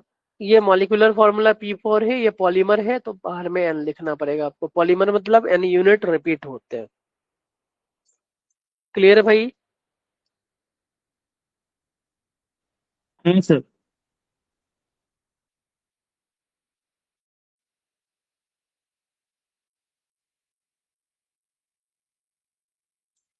चलिए देन सेकेंड कंपाउंड की अगर बात करते हैं, तो कंपाउंड है अपना पहला। जनरली जो हम बोलेंगे फॉस्फाइन है ना। एक तो फॉस्फोरस अपन ने डिफाइन किया कि फॉस्फोरस के एलोट्रॉपिक फॉर्म तीन रहते हैं, white, red and black. Then हम फॉस्फाइन की बात करेंगे। Phosphine is a pH 3। इससे जो क्वेश्चन पूछे जाएंगे, एक तो मेथड ऑफ प्रिपरेशन से कहीं कभार पूछ लेता है आपसे, है ना। मैं थोड़ा सा एक लॉजिक आपको एक्सप्लेन कर रहा हूँ कि जैसे मान लो कि कैल्शियम फॉस्फाइड है और आपने यहाँ पे ले लिया वाटर, है ना। तो रिएक्शन का नेचर क्या होगा? वही डबल डिस्प्लेसमेंट टाइप का रिएक्शन होगा। कैल्शियम प्लस के फॉर्म में था और वही माइनस के फॉर्म में, है ना। ये है +के 2, ये है -के 3 में। तो माइनस वाले को क्या चाहिए? प्लस चाहिए, है ना। वाटर में H+ है, H+ किसके पास जाएगा भाई? P के पास जाएगा। माइनस कहाँ जाएगा? कैल्शियम के पास जाएगा। 3 कैल्शियम है तो 6 OH चाहिए, है ना। तो इसलिए इसका कॉफिशिएंट 6 लेके चलेंगे। तो डबल डिस्प्लेसमेंट टाइप का रिएक्शन होता है पहला, है ना। मेथड ऑफ रिएक्शन में जितने भी कंपाउंड अपन बना रहे हैं ना, हमने एक जो नॉर्मल नॉर्मल मेथड रहेगा वो डबल डिस्प्लेसमेंट रिएक्शन का कंसेप्ट अपन यूज करते हैं, है ना। तो H+ के पास आएगा, OH- इसके पास आ रहा है, प्रोडक्ट क्या बना अपना? फॉस्फाइन बन गया। सेम हम यहाँ पे डाइल्यूट एसिड भी HCl भी यूज कर सकते हैं। HCl में क्या बनेगा? CaCl2 और यहाँ पे pH 3 आ जाएगा। कोई कंफ्यूजन है? यहाँ पे कोई कंफ्यूजन है इस पॉइंट में? किन्हीं का कोई कंफ्यूजन?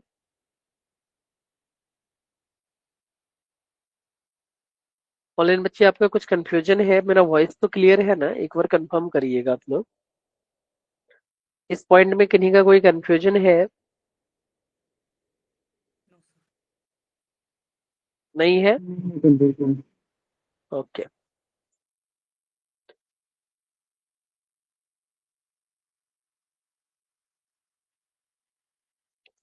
सेकेंड है लेबोरेटरी मेथड, है ना। जब हम व्हाइट फॉस्फोरस, ये हाईली रिएक्टिव इन नेचर था और ये नॉन मेटालिक एलिमेंट है। जब हम इसको कंसंट्रेटेड NaOH, ये बेस दिख रहा होगा, है ना। और इनर्ट एटमोस्फियर ऑफ CO2 में अगर हम रिएक्ट करवा देते हैं, है ना, तो हमारा जो प्रोडक्ट मिलेगा वो फॉस्फीन मिलेगा और सोडियम हाइपोफॉस्फाइड मिलता है। क्लियर है भाई? हेलो, मैं लिख दे रहा हूँ यहाँ पे, सोडियम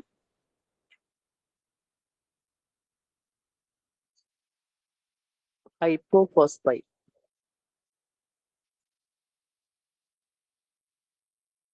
अब pH 3 की प्रॉपर्टीज से रिलेटेड क्वेश्चन बनता है। How many of the following statement are correct वाले में बनेगा यहाँ से। वैक्यूम में देखेंगे तो यहाँ पे क्वेश्चन आपको दिख जाएंगे pH 3 की प्रॉपर्टीज से कि जो प्योर फॉस्फीन गैस होता है ना, वो नॉन इनफ्लेमेबल है। बट जब भी अगर प्योर कोई भी रिएक्शन अपन कराते हैं ना, तो हो सकता है यहाँ pH 3 के साथ थोड़ा सा लेस अमाउंट में P2H4 या P4 इम्प्योरिटी के फॉर्म में भी बन गया हो, है ना। तो ये दोनों जो होते हैं ना, ये हाईली इन्फ्लेमेबल होते हैं।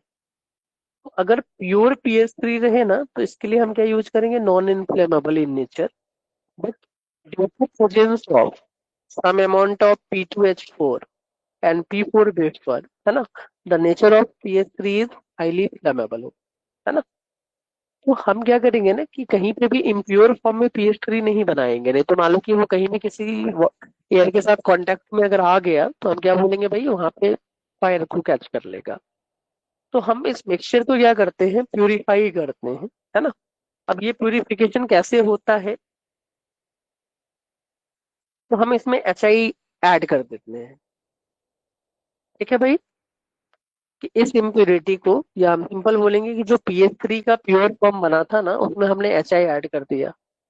pH 3 और HI, HI इज एसिड है ना, इसके ऊपर लोन पेयर दिख रहा होगा, है ना, PH3, तो ये आपस में कंबाइन करके क्या बना लेता है, PH4I बना लेता है ना। इसको बोलते हैं अपन फॉस्फोनियम आयोडाइड। ठीक है। और जब भी अगर हमें PH3 का यूज करना रहे कहीं पे भी किसी केमिकल में, अगर मान लो कि मेरे फॉस्फीन का रिक्वायरमेंट है, तो हम इसी फॉस्फोनियम आयोडाइड को ना बेस के साथ रिएक्ट करा देते हैं। तो बेस के साथ जब आप इसको रिएक्ट कराओगे तो एसिड बेस रिएक्शन होगा, है ना। ये आई के साथ जाएगा, साथ में वाटर निकल गया और PH3 फ्री हो गया। तो फॉस्फीन को हम सिंपली जब भी स्टोर करते हैं ना, किसके फॉर्म में करेंगे, इन फॉर्म ऑफ PH4I रखते हैं, है ना। अगर सिर्फ PH3 रखोगे फ्री फॉर्म में तो हो सकता है कि वहां पे कुछ और भी P2H4 और P4 बनने की भी टेंडेंसी रहेगी। हमारा जो कंपाउंड है वो क्या बन जाएगा, फ्लेमेबल बन जाएगा, है ना। तो ये फ्लेमेबल की तरह एक्ट नहीं करे, इसके लिए हम इसमें HI एसिड ऐड कर देते हैं। HI एसिड ऐड करने से ये PH4I बना लेता है, फॉस्फोनियम आयोडाइड। और तो हम इसको इसी फॉर्म में स्टोर करके रखेंगे, जब भी रिक्वायरमेंट होता है हम इसमें बेस ऐड कर देंगे, थोड़ा सा बेस ऐड करने से हमें प्योर फॉस्फेन मिल जाए। कोई कंफ्यूजन इस पॉइंट में, कोई कंफ्यूजन? हेलो, इस पॉइंट में कोई कंफ्यूजन है आप लोगों का? नहीं है सर। दूसरा मेथड एल्युमिनियम फॉस्फाइड अपन यूज कर लेते हैं, है ना। ये तो सॉल्ट ही है, Al पे -3, एल्युमिनियम पे +3। अब इसका रिएक्शन हम एसिड के साथ कराएंगे, है ना। एल्युमिनियम का ऑक्साइड था एम्फोटेरिक, है ना। तो एल्युमिनियम SiO4 के साथ रिएक्ट करके क्या बनाएगा, Al2O4 का होल थ्राइस। और फिर से हमारा जो रिक्वायरमेंट था ना फॉस्फीन गैस, वो फॉस्फीन गैस बनता हुआ दिख रहा होगा। क्लियर है?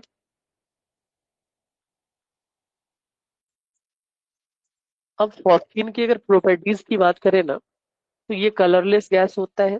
बट इसका जो स्मेल है ना वो रोटेन फिश स्मेल होता है। हमने एक रोटेन एग स्मेल पढ़ा था, वो था H2S का, हाइड्रोजन सल्फाइड का, सॉल्ट एनालिसिस में, है ना। और अगर आपसे ये पूछ ले कि रोटेन फिश स्मेल किसका होता है, तो आप क्या बोलोगे, फॉस्फीन का।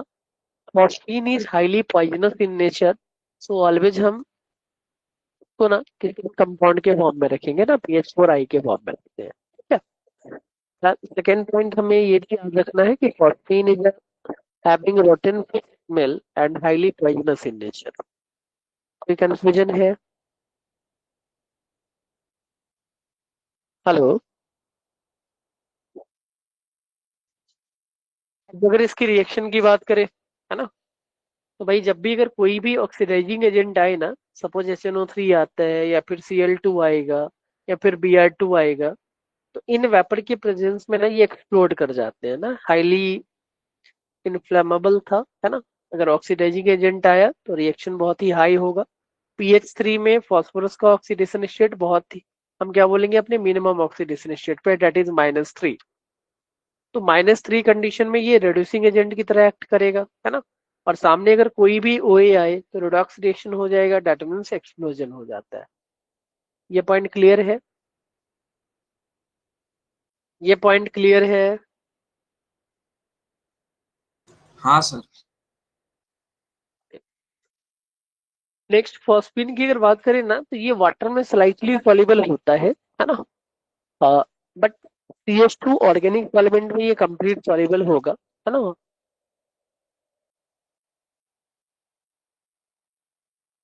और जब भी अगर हम कोई सॉल्यूशन PH3 का बनाते हैं वाटर में, तो अगर हम इस सॉल्यूशन को अगर डिकम्पोज करेंगे ना लाइट के प्रेजेंस में, रेड सी और H2 अगर ऐड कर देंगे ना, हमने ये लिखा था solution of PH3 in water decomposes in presence of light giving red P and H2, है ना। अगर हम रेड पी और हाइड्रोजन ऐड कर देंगे तो हमारा जो सॉल्यूशन है वो डिकम्पोज हो जाता है और फिर से फॉस्फीन जो है इस स्टेट में रीच हो जाएगा। ये पॉइंट क्लियर? ये पॉइंट क्लियर है?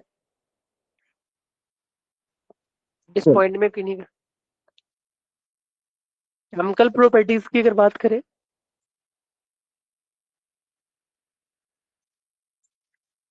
तो अपन ये बोलेंगे ये गैस था, है ना। जो डी ब्लॉक के मेटल रहते हैं, क्या क्या फिर से बोलिएगा। स्लाइटली सोल्यूबल क्यों होता है? सॉल्युबल के लिए हम पोलरिटी की बात करेंगे ना भाई, हाईली पोलरिटी नहीं रहता है। पी और एच के केस में ना हम बोलेंगे ज्यादा निगेटिविटी डिफरेंस रहेगा। और गैसेस फॉर्म में है तो गैस का सॉल्युबिलिटी जो लिक्विड में रहेगा ना वो बहुत ही कम ही रहने वाला है। ठीक है। हाँ सर। केमिकल प्रॉपर्टीज की अगर बात करें तो डीप वॉक के मेटल के सरफेस पे हम इसको एब्जॉर्ब करा सकते हैं, जैसे CuSO4 हो गया, GCl2 हो गया, है ना। और ये प्रोडक्ट क्या बनाएगा, सल्फाइड बनाता है। रिस्पेक्टिव सल्फाइड कॉपर सल्फेट में PS3 आपने पास कराया, डबल डिस्प्लेसमेंट रिएक्शन ही होगा, है ना। क्या बनाएगा भाई, ब्लैक कलर का कॉपर सल्फाइड बनाता है। अगर मरकरी का क्लोराइड लोगे तो यहाँ पे येलो कलर का PPT बनता है। थोड़ा सा कलर वाला फंडा हमने सॉल्ट एनालिसिस में किया हुआ है ना। ये दोनों वहां पे भी किए थे कि फॉस्फाइड का नेचर कब कैसा होता है। तो copper phosphide is black in colour, और मरकरी के फॉस्फाइड की अगर बात करेंगे ना तो इसका कलर येलो होता है। ठीक है।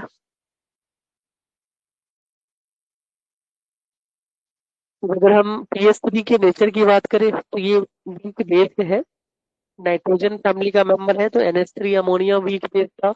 तो फॉस्फीन भी क्या होता है भाई, वीक बेस होता है ना।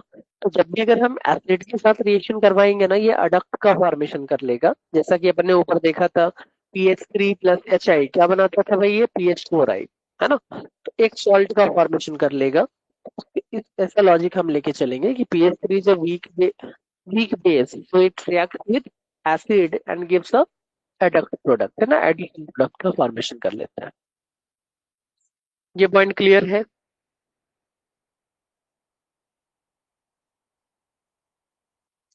हेलो। इस पॉइंट में किन्हीं का कुछ कंफ्यूजन है भाई, एक बार कंफर्म करिएगा आप लोग।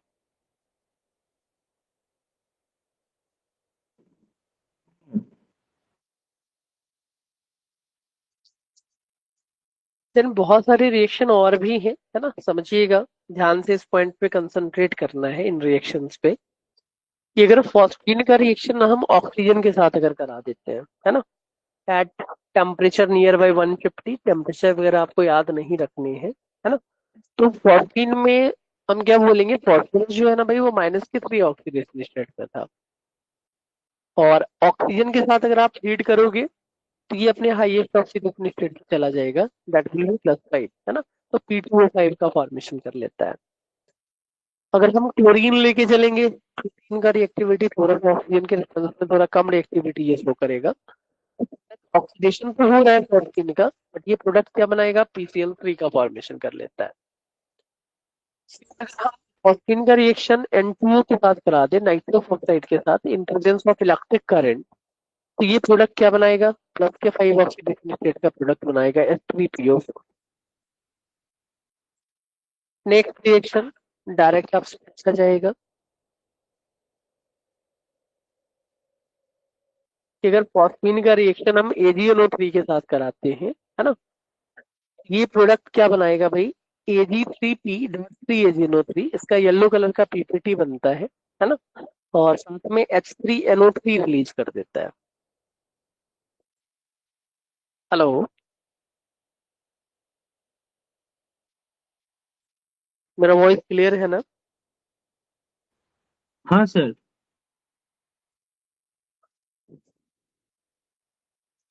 नेक्स्ट है कि जब हम इसी वाले कॉम्प्लेक्स को ना, जो येलो PPG था, इसका हाइड्रोलाइज अगर करवाएंगे तो हमें जो प्रोडक्ट मिलता है ना वो ब्लैक कलर का PPT मिलेगा, सिल्वर का। तो यहाँ से भी एक सिक्वेंशियल रिएक्शन का ही पैटर्न आपसे पूछेगा, है ना, ज्यादा कुछ यहाँ से पूछने वाला है नहीं। कि फॉस्फाइन का रिएक्शन हमने सिल्वर नाइट्रेट के साथ कराया, क्या बनेगा, तो आप क्या बोलते हैं, येलो PPT मिलता है। और इस येलो PPT का अगर हम हाइड्रोलाइसिस कराएंगे तो हमें ब्लैक कलर का Ag का PPT मिल जाएगा। ठीक है। इसके एक यूज है ना, फॉस्फीन का, कि फॉस्फीन का रिएक्शन जब हम फॉर्मल्डिहाइड के साथ कर देंगे, HCHO, है ना, और वाटर के प्रेजेंस में, तो ये व्हाइट या कलरलेस एक सॉलिड का फॉर्मेशन कर लेता है, PCH2 का CH2H का होल 4, है ना। और इस व्हाइट या कलरलेस सॉलिड का यूज ना हम फायर प्रूफ कॉटन फैब्रिक बनाने में यूज करते हैं। यूजेस से भी क्वेश्चन यहाँ पे पूछ सकता है आपसे कि फॉस्फीन से हम क्या कंपाउंड बनाएंगे जिसका यूज कहीं पे कर सकते हैं आप। तो हम एक फंडा ये याद रखना है, PCH2 का होल 4, है ना। और इसका यूज कहाँ पे होता है? फायर प्रूफ कॉटन के फैब्रिक बनाने में। ठीक है भाई।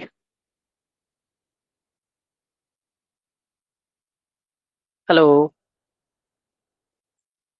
मेरा वॉइस क्लियर है? भाई मेरा वॉइस क्लियर है ना?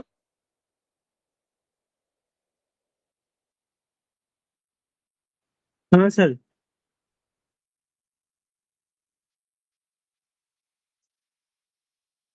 चलिए, अब इसके नोट की अगर बात करें ना, नोट में कुछ एक पॉइंट और लिखा है कि जो जो अमोनिया का रिएक्शन था ना, फॉस्फीन भी सेम उसी की तरह रिएक्शन फ्लो करता है ना।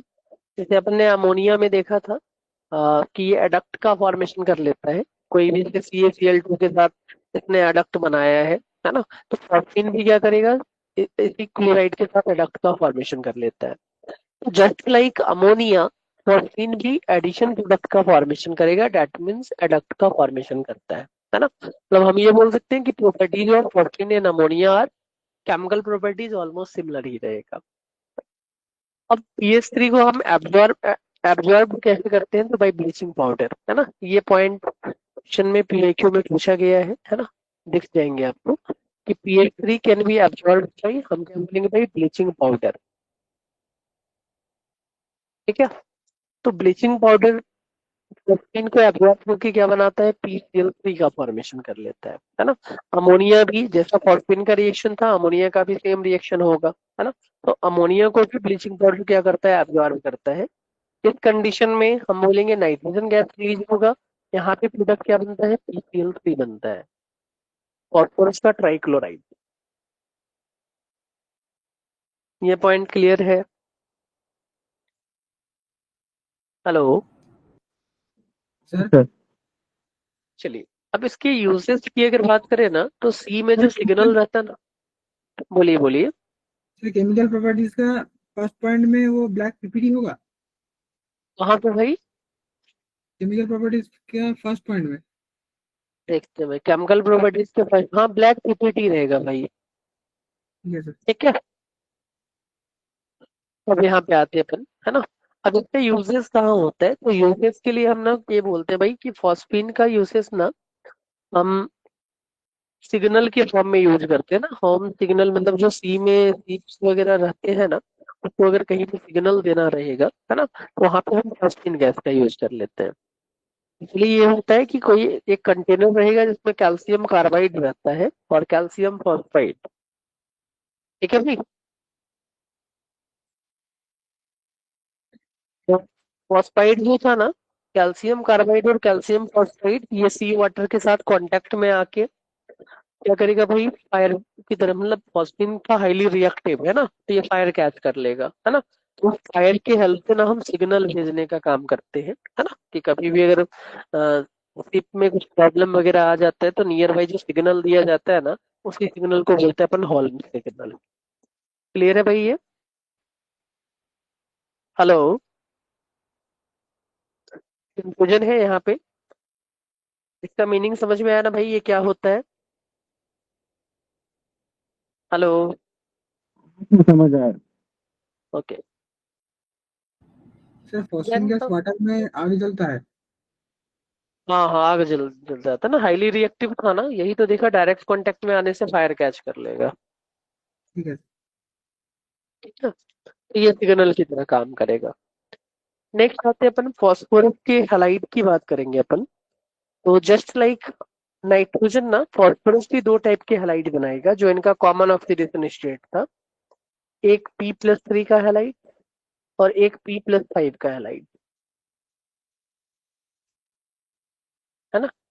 बट +3 में थोड़ा सा ध्यान रखना कि +3 में ना PF3 पॉसिबल होता है, PF5 पॉसिबल नहीं होता। 5 वाले में क्लोरीन ब्रोमीन और आयोडीन ही रहेगा, है ना। X3 वाले में PF3 भी अपन बना सकते हैं। ठीक है। सॉरी, यहाँ पे कुछ मिस्टेक किया है मैंने। क्लोरीन आयोडीन नहीं बनाते हैं due to hire size.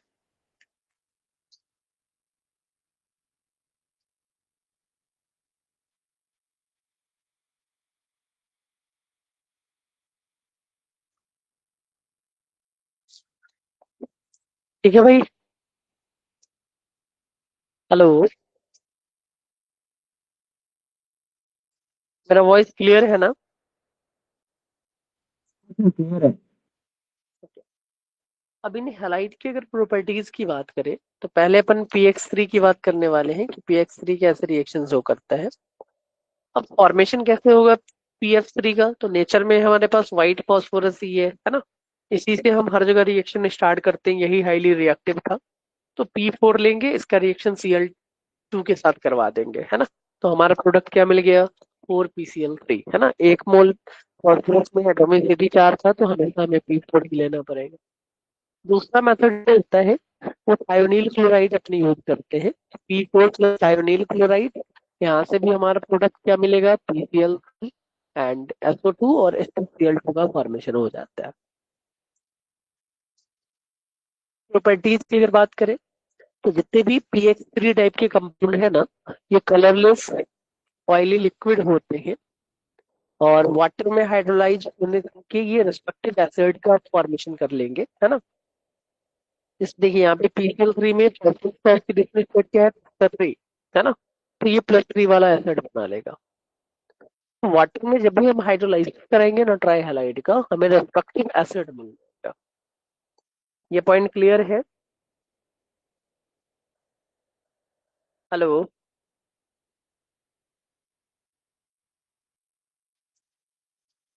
Third point, phosphorus halide जो होते हैं ट्राई हैलाइड, ये एसिड के साथ रिएक्ट करेंगे, है ना। ऑर्गेनिक कंपाउंड जिसमें भी OH ग्रुप रहेंगे, है ना, उनके साथ ये रिएक्ट करता है और प्रोडक्ट क्या बना लेगा?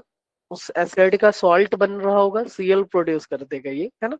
और रिस्पेक्टिव एसिड में कन्वर्ट हो जाते हैं, है ना। ये प्रोडक्ट बनाता है H3PO3, वही सेम फंडा। ये भी प्लस का 3 है। हमने एसिड लिया है, H+ दे रहा होगा, एक्वा सॉल्यूशन लिया था, तो एक्वा सॉल्यूशन में PCl3 ऑलवेज क्या बनाएगा? H3PO3 का फॉर्मेशन करेगा। कोई कंफ्यूजन? इस पॉइंट में किन्हीं का कोई कंफ्यूजन है? नहीं सर।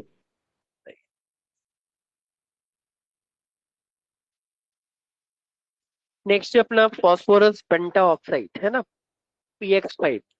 तो केमिकल बॉन्डिंग में हमने देखा था PCl5 का स्ट्रक्चर, है ना, दो टाइप के स्ट्रक्चर रहते हैं।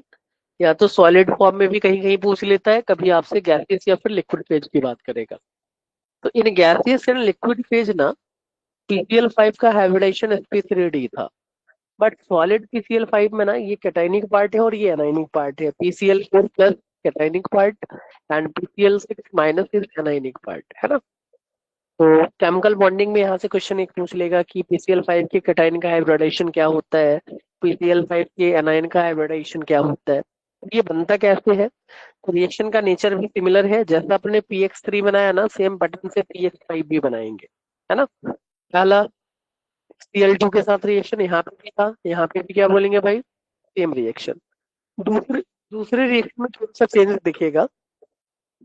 PX3 बनाने के लिए हम सल्फोनाइल क्लोराइड, थायोनील क्लोराइड यूज कर रहे थे, है ना। और PX5 में सल्फोनाइल यूज करेंगे। एक सेकंड में।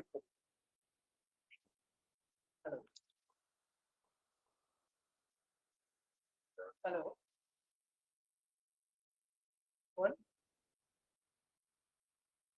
हेलो।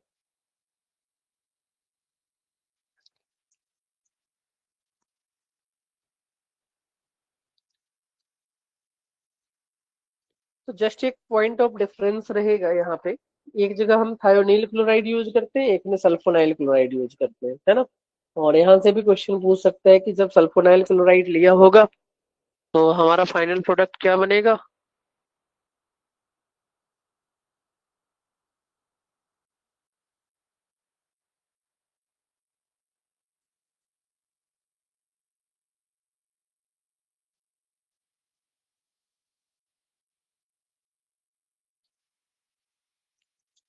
हेलो।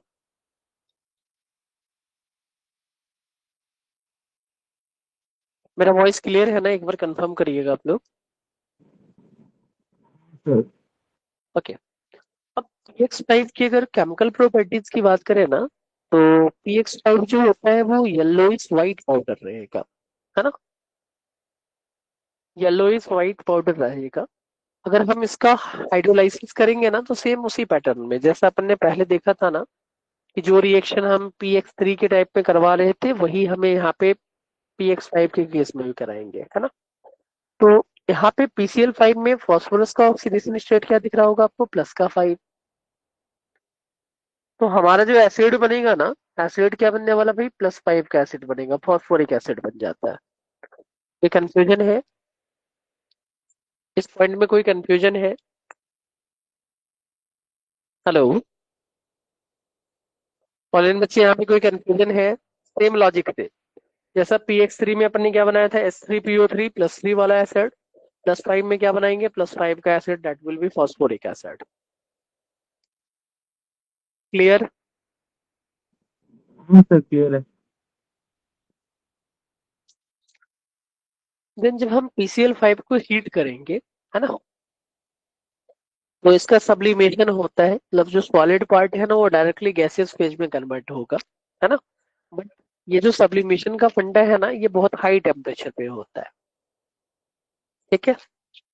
सब्लिमेशन का मतलब है सॉलिड फॉर्म डायरेक्टली किसमें कन्वर्ट करेगा? गैस में कन्वर्ट हो रहा होगा। बट लॉजिक यही है कि सब्लिमेशन कराने के लिए हमें बहुत हाई टेम्परेचर का रिक्वायरमेंट यहाँ पे होने वाला है ना? लो टेम्परेचर पे सब्लिमेशन का कंसेप्ट पॉसिबल नहीं होगा। जस्ट लाइक PX3, है ना, PCl5 भी organic compound containing OH group के साथ रिएक्ट करेंगे और सॉल्ट का फॉर्मेशन करेगा। पहले स्टेप में क्या बनाएगा? POCl3, है ना? यहाँ पे भी POCl3 बनता हुआ दिख रहा होगा, इधर भी सर POCl3 बना है ना? और ड्राइविंग रिएजेंट है ये। हाँ, और लास्ट में अगर हम इसको हाइड्रोलाइज कर देंगे, तो हमारा प्रोडक्ट क्या बन जाएगा? S3PO4 बन जाएगा। ये पॉइंट क्लियर है?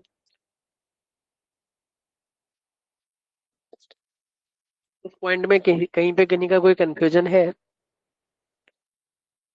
इस पॉइंट में किन्हीं का कोई कंफ्यूजन? इस पॉइंट में किन्हीं का कोई कंफ्यूजन? नहीं सर। चलिए देन सबसे मेन पार्ट पे मूव करते हैं अपन, है ना? इस पे 5 स्टार लगाना है आपको। और एक क्वेश्चन पूछने का चांसेस यहाँ से रहता है, या तो नाइट्रोजन के कंपाउंड पूछेगा आपसे, या फिर फास्फोरस के कंपाउंड पूछे जाएंगे, है ना? इन दोनों ही टेबल से ना एक क्वेश्चन कंफर्म है कि आएगा ही आएगा आपके पेपर में, है ना? तो हमारा जो टॉपिक है वो है ऑक्सो एसिड्स ऑफ फास्फोरस। अब इस ऑक्सो एसिड ऑफ फास्फोरस में पहला कंपाउंड है अपना हाइपोफॉस्फोरस एसिड, है ना? इसी को बोलते हैं अपन फॉस्फेनिक एसिड, है ना, या फॉस्फीनिक बोल देते हैं। हाइपोफॉस्फोरस एसिड, या डायरेक्ट कहीं पे लिखा मिल जाएगा आपको फॉस्फीनिक, है ना? ये भी याद रखना है अपने को। अब H3PO2 का अगर स्ट्रक्चर की बात करें अपन, तो फास्फोरस के वैलेंस शेल में 5 इलेक्ट्रॉन थे, ये 5 बॉन्ड बनाएगा, है ना? 5 बॉन्ड कैसे बनता हुआ दिख रहा होगा आपको? एक डबल बॉन्ड ऑक्सीजन और 3 यहाँ पे इलेक्ट्रॉन थे, है ना? तो ये अपने बना दिया H3PO4। ऑक्सीडेशन स्टेट, ये -4, ये +3, डेट इज +1, है ना? तो हाइपोफॉस्फोरस एसिड या फॉस्फेनिक में फास्फोरस का ऑक्सीडेशन स्टेट +1 होता है। अब यहाँ पे ये पूछा जाएगा कि भाई कितने टाइप के बॉन्ड थे और नेचर क्या है बॉन्ड का, प्लस प्रिपरेशन टेक्निक, जैसा नाइट्रोजन वाले ऑक्साइड के लिए अपने प्रिपरेशन पे पूरा फोकस किया था ना, याद रखना है। तो यहाँ पे भी हमें ये रिलेट करना पड़ता है भाई कि किस प्रिपरेशन टेक्निक से हम कौन सा ऑक्सो एसिड का फॉर्मेशन करते हैं, है ना? एलिमिनेशन टेक्निक का फंडा यहाँ पे भी हमें रिलेट करना पड़ता है। इसमें एक POH बॉन्ड दिख रहा होगा, दो PH बॉन्ड दिख रहा होगा और एक P डबल बॉन्ड वो दिख रहा होगा, है ना? मेथड ऑफ प्रिपरेशन कैसे होगा? तो जब हम व्हाइट फास्फोरस का रिएक्शन अल्कली के साथ करवाएंगे ना, तो हमें क्या मिलता है? फॉस्फेनिक मिलेगा या फिर हाइपोफॉस्फोरस एसिड मिलता है। सेकेंड कंपाउंड इसको बोल देते हैं अपन ऑर्थो फास्फोरस एसिड, है ना? या इसको भी हम बोलते हैं फॉस्फोनिक। ये फॉस्फीनिक था, ये फॉस्फोनिक था, है ना? आई और ओ का बस डिफरेंस है ना? तो जब भी क्वेश्चन में अगर पूछे ना, तो ध्यान से पढ़ना है आई और ओ आपको दिखेगा नहीं, है ना, या तो आई को आप ओ कंसीडर कर लोगे या ओ को आई कंसीडर कर सकते हो। तो ये H3PO3 है। चेंज क्या आएगा इस स्ट्रक्चर में, 3 ऑक्सीजन थे, है ना, यहाँ पे 2 ही ऑक्सीजन था, तो यहाँ पे एक को गायब करना पड़ेगा अपने को, है ना। ये है इसका स्ट्रक्चर H3PO3। 2 पीओएच बॉन्ड दिख रहा होगा, एक पीएच बॉन्ड था और एक पी डबल बॉन्ड बॉन्ड था। मेथड ऑफ प्रिपरेशन, है ना, P2O3 को जब हम हाइड्रोलाइज करेंगे तो यहाँ से हमें क्या मिलता है, H3PO3 मिल जाता है। तीसरा है भाई पायरोफॉस्फोरस एसिड। अब पायरोफॉस्फोरस एसिड का जो फंडा अपन लेके चलते हैं, है ना, पहले हम ऑक्सीडेशन स्टेट की बात कर लेते हैं, इसमें भी प्लस का 3 है ना। तो हमने क्या किया है, इसका जो OH वाला पार्ट था ना, ऑर्थोफॉस्फोरिक एसिड से ना एक वाटर मॉलिक्यूल अपन ने बाहर निकाल दिया, देखिएगा, है ना। इसका अगर हम डबल करते हैं ना, डबल करोगे तो क्या बनेगा, H6P2O6, है ना। हमने H6 से 2 हाइड्रोजन निकाल दिया और एक ऑक्सीजन निकाल दिया। पायरोफॉस्फोरस एसिड जो है ना, हमने क्या किया कि 2 मोल ऑर्थोफॉस्फोरस एसिड का डिहाइड्रेशन करवाने से हमारा प्रोडक्ट क्या बना, पायरोफॉस्फोरस एसिड बना होगा। तो स्ट्रक्चर भी अपन ने उसी तरीके से रखा है, देखना है इसका OH और दूसरे वाले का H, है ना, ये गायब करके हमने क्या बना दिया, ये कंपाउंड बना दिया है। ये है पायरोफॉस्फोरस एसिड। अब इसमें कितने पीओएच बॉन्ड है, 2 पीओएच बॉन्ड दिखेंगे, कितने पीएच बॉन्ड है, 2 पीएच दिखेंगे, 2 पी डबल बॉन्ड ओ भी दिखेगा, और यहाँ पे हम ये बोल सकते हैं कि पहली बार में एक पीपी बॉन्ड भी आया, है ना। क्या बोलेंगे भाई, phosphor pyrophosphorus acid that is H4P2O5 में हमें एक पीपी बॉन्ड भी देखने को मिलता है। कोई कंफ्यूजन है? हेलो भाई, यहाँ पे कोई कंफ्यूजन?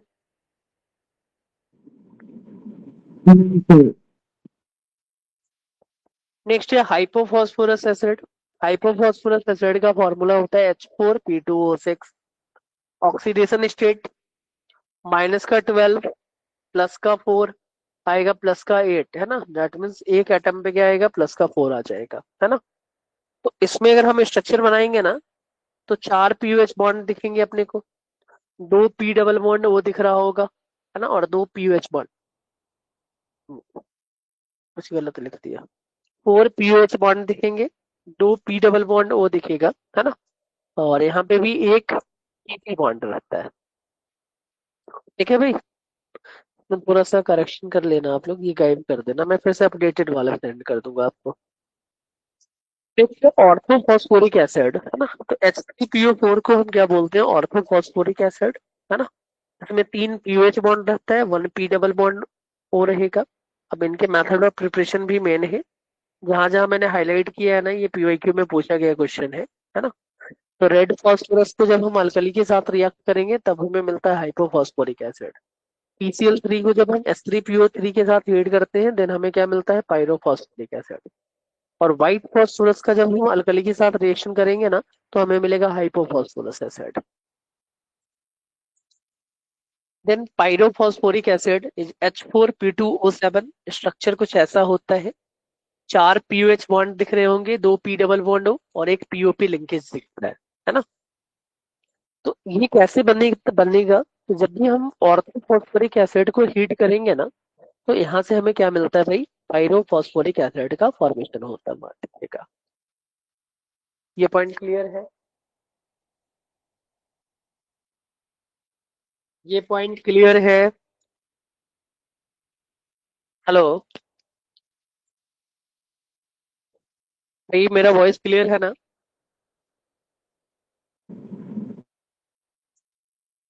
मेरा वॉइस क्लियर है? एक बार कंफर्म करिए।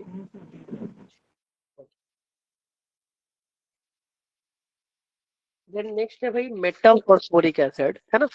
अब मेटाफॉस्फोरिक एसिड जो है ना, ये पॉलीमर के फॉर्म में एग्जिस्ट करता है।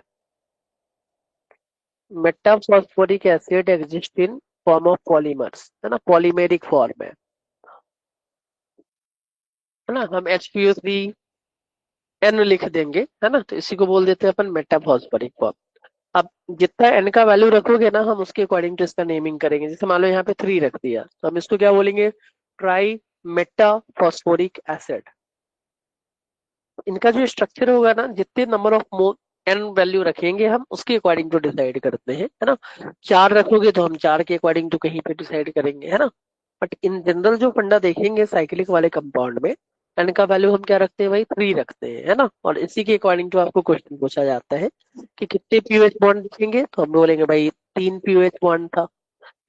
पी डबल बॉन्ड को कितने दिख रहे हैं, 3 दिखेंगे। और कितने पीओपी लिंकेज रहते हैं, यहाँ से जनरली क्वेश्चन पूछता है कि in case of metaphosphoric acid या cyclic metaphosphoric acid how many POP linkage are there. अपन आंसर क्या बोलेंगे भाई, 3 पीओपी लिंकेज रहते हैं।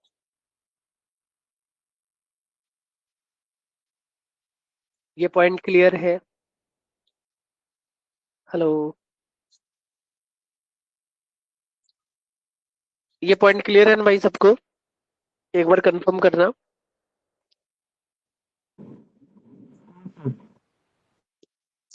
चलिए देन लास्ट पार्ट जो है ना इस नाइट्रोजन फैमिली का, वो है हीटिंग इफेक्ट, जो कि मैंने आपको पहले भी थोड़ा सा लॉजिक इसका एक्सप्लेन किया है ना। जैसे मान लीजिए कि H3PO2 लिया अपन ने, है ना। तो H3PO2 में फॉस्फोरस का ऑक्सीडेशन स्टेट प्लस का 1 आ रहा है। तो जब हम इसको हीट करेंगे ना 140 डिग्री पे, तो इससे हमें क्या मिलता है, फॉस्फीन मिलता है और फॉस्फोरिक एसिड। मतलब डिस्प्रोपोर्शनेशन वाला फंडा हो जाएगा, एक +5 और दूसरा -3। बट हम ऑर्थोफॉस्फोरिक एसिड को जब हाई टेम्परेचर पे हीट करेंगे, है ना, तो इससे हमारा कंपाउंड क्या मिलता है, पायरो, है ना। मतलब ऐसे बोलेंगे 200 पे जेंटल हीट किया तो पायरो मिलेगा, है ना। और स्ट्रॉन्ग हीट करेंगे तो मेटाफॉस्फोरिक एसिड मिलेगा। तो यहाँ से डायरेक्ट क्वेश्चन एक लैंग्वेज वाला पूछ लेता है कि हम अगर किसी भी कंपाउंड को हीट कर रहे हैं ना फॉस्फोरस कंटेनिंग, है ना, तो पहला आएगा H3PO2 का फंडा। कि H3PO2 को अगर आप हीट करो तो क्या मिलेगा, या हाइपोफॉस्फोरस एसिड को अगर हम हीट करते हैं तो हमें प्रोडक्ट क्या मिलता है, मैं लिख दे रहा हूँ। ये है अपना हाइपोफॉस्फोरस एसिड। तो हाइपोफॉस्फोरस एसिड को जब अपन हीट करेंगे,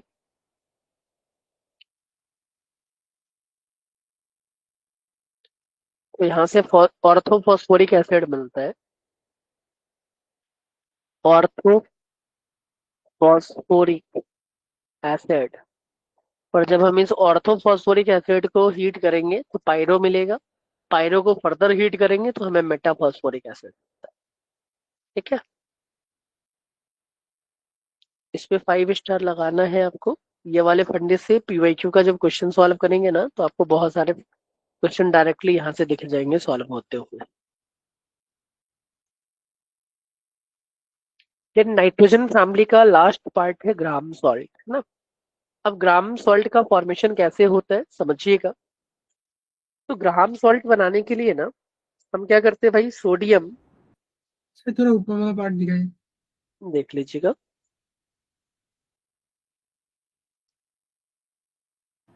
ठीक है सर। है ना।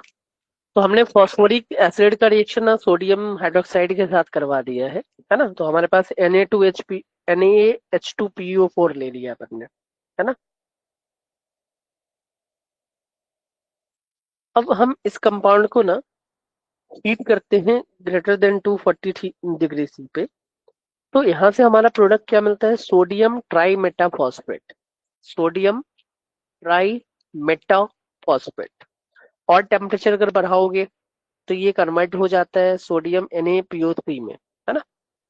और हम जब इसको सडन रैपिड कूल करेंगे ना, तो कूल करने से हमें एक क्रिस्टल टाइप का स्ट्रक्चर मिल जाएगा, है ना। इसी स्ट्रक्चर को बोल देते हैं ग्राहम सॉल्ट, है ना। या फिर हम इसको सोडियम ग्लास भी बोल देते हैं। हेलो, मेरा वॉइस क्लियर है ना?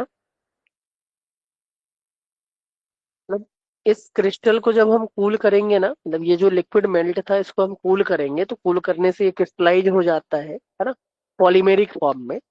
तो तो हमें ये बोला जाता है, जनरल पूछा जाएगा कि ग्राहम सॉल्ट्स आर, आप क्या बोलोगे, लॉन्ग चेन पॉलीफॉस्फेट्स, है ना। Graham salts are long chain polyphosphate, है ना। पॉलीमर है, किसका पॉलीमर है, फॉस्फेट का, तो हम बोलेंगे लॉन्ग चेन पॉलीफॉस्फेट है। ये पोलर इन नेचर है तो सॉल्युबल होगा वाटर में, है ना। किस किस के साथ प्रेसिपिटेट बना सकता है, तो लेड Pb+2 Ag+ के साथ ये प्रेसिपिटेट बनाता है, बट जो हाईली एक्टिव मेटल रहते हैं उनके साथ ये प्रेसिपिटेट का फॉर्मेशन नहीं करता है ना। और ग्राम सॉल्ट का कमर्शियल नेम क्या है, तो कैलगॉन बोल देते हैं। तो यहाँ पे अपना नाइट्रोजन फैमिली कंप्लीट होता है ना। जितने भी पॉइंट थे ना नाइट्रोजन फैमिली के, अपन ने each and every point discuss कर लिया है। अब आप नाइट्रोजन फैमिली के पीवाईक्यू के each and every question try कर सकते हैं, आपसे सारे क्वेश्चन सॉल्व हो जाएंगे। जो क्वेश्चन अगर नहीं बनता है आप एक बार नोट पलट के देखना, है ना। आपके नोट में सब कुछ लिखा हुआ है, ठीक है भाई।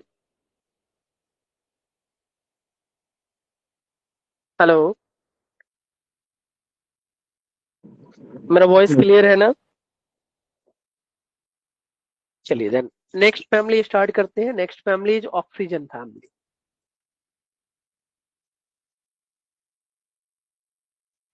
अब जैसे अपन ने नाइट्रोजन फैमिली से स्टार्ट किया था ना पढ़ना, सेम लॉजिक में यहाँ ऑक्सीजन फैमिली में भी आपको एक्सप्लेन करने वाला हूँ।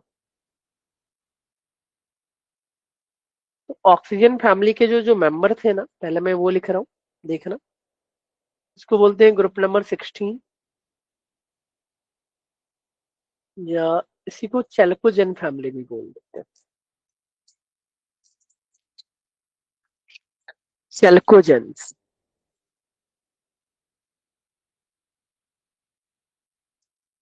चैल्कोजेंस का मतलब होता है ओर फैमिली, है ना। ओर फैमिली।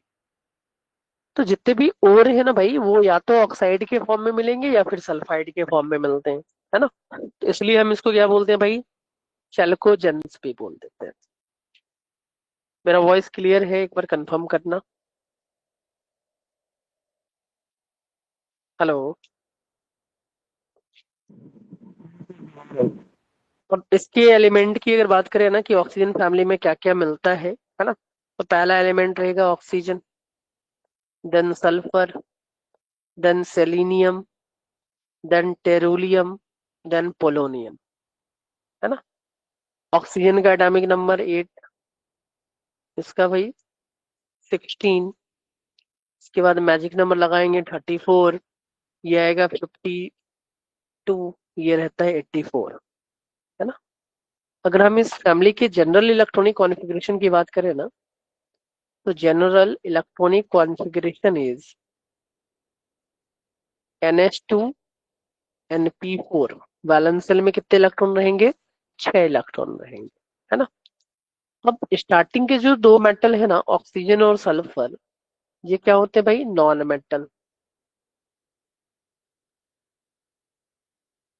ठीक है। जो रिमेनिंग दो एलिमेंट है, ये क्या होते हैं भाई, मेटलॉइड्स।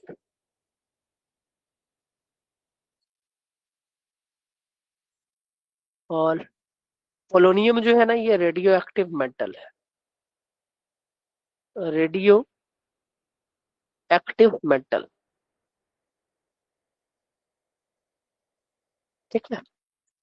अब अपन ने जैसे नाइट्रोजन फैमिली में देखा था ना, हम पहले इसके अकरेंस की बात करते थे कि ये नेचर में किस फॉर्म में मिलता है, कहाँ पे मिलेगा। तो ऑक्सीजन जो होता है ना भाई, वो जनरली हम क्या बोलेंगे कि ये most abundant element in earth crust है। हेलो, मेरा वॉइस क्लियर है ना?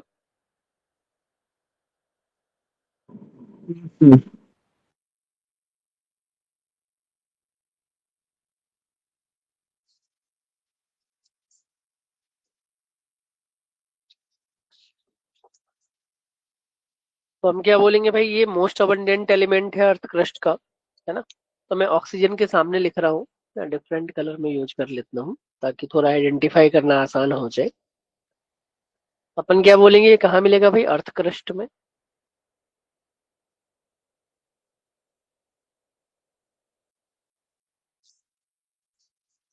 और near by 21% by volume in air, air, है ना।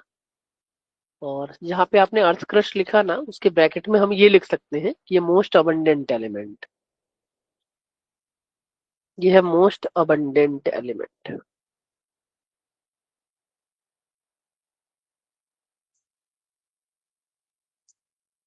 क्लियर है भाई?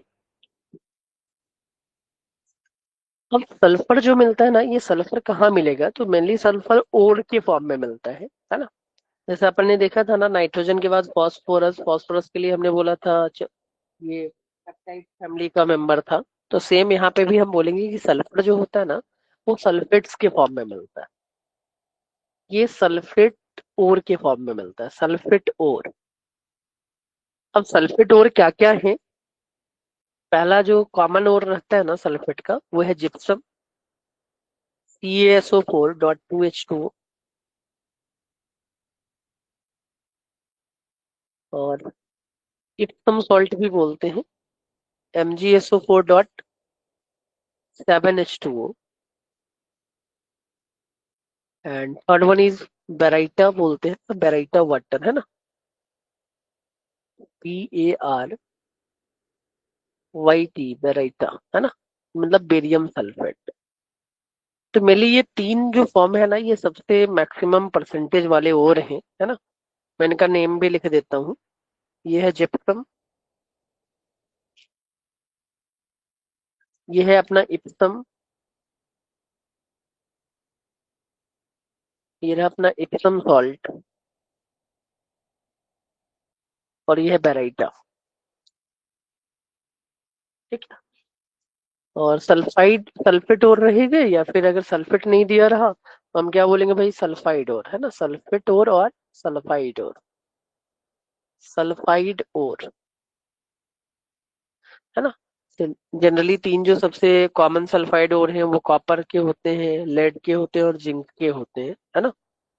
तो जिंक वाले सल्फाइड जब मेटलर्जी अपन आगे करेंगे ना, तो जिंक के सल्फाइड को बोलते हैं जिंक ब्लेंड, है ना।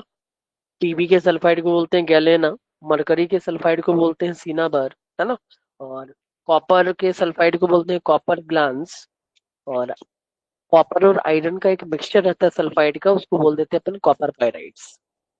तो ये जनरली 5 फॉर्म ऐसे हैं। मैं लिख दूं क्या पांचों फॉर्म, मैं लिख दूं क्या ऑनलाइन बच्चे, में ये लिख दूं, PBS, ZNS, HGS, Cu2S and CuFeH2। ये 5 सल्फाइड और है ना। PBS को बोलते हैं गैलेना, ZNS को बोलते हैं जिंक ब्लेंड, HGS के लिए टर्म यूज करते हैं सीना बार,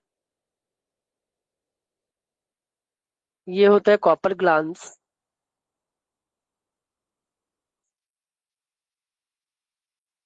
एंड ये जो दिख रहा है ना, इसको बोलते हैं अपन कॉपर पायराइड, कॉपर पायराइड। ठीक है भाई, इसमें कुछ कंफ्यूजन है आप लोगों का। हेलो। तो बोले आप छोड़ देंगे, नेक्स्ट क्लास मैथ है अभी। हाँ हाँ ठीक है, चलो मैं छोड़ देता हूँ, चलिए मिलते हैं, बाय बाय। ठीक। ठीक है, bye. Bye bye.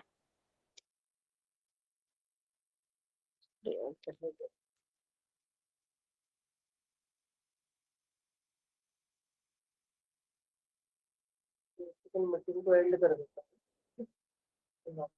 Sir PDF भेज दीजिएगा।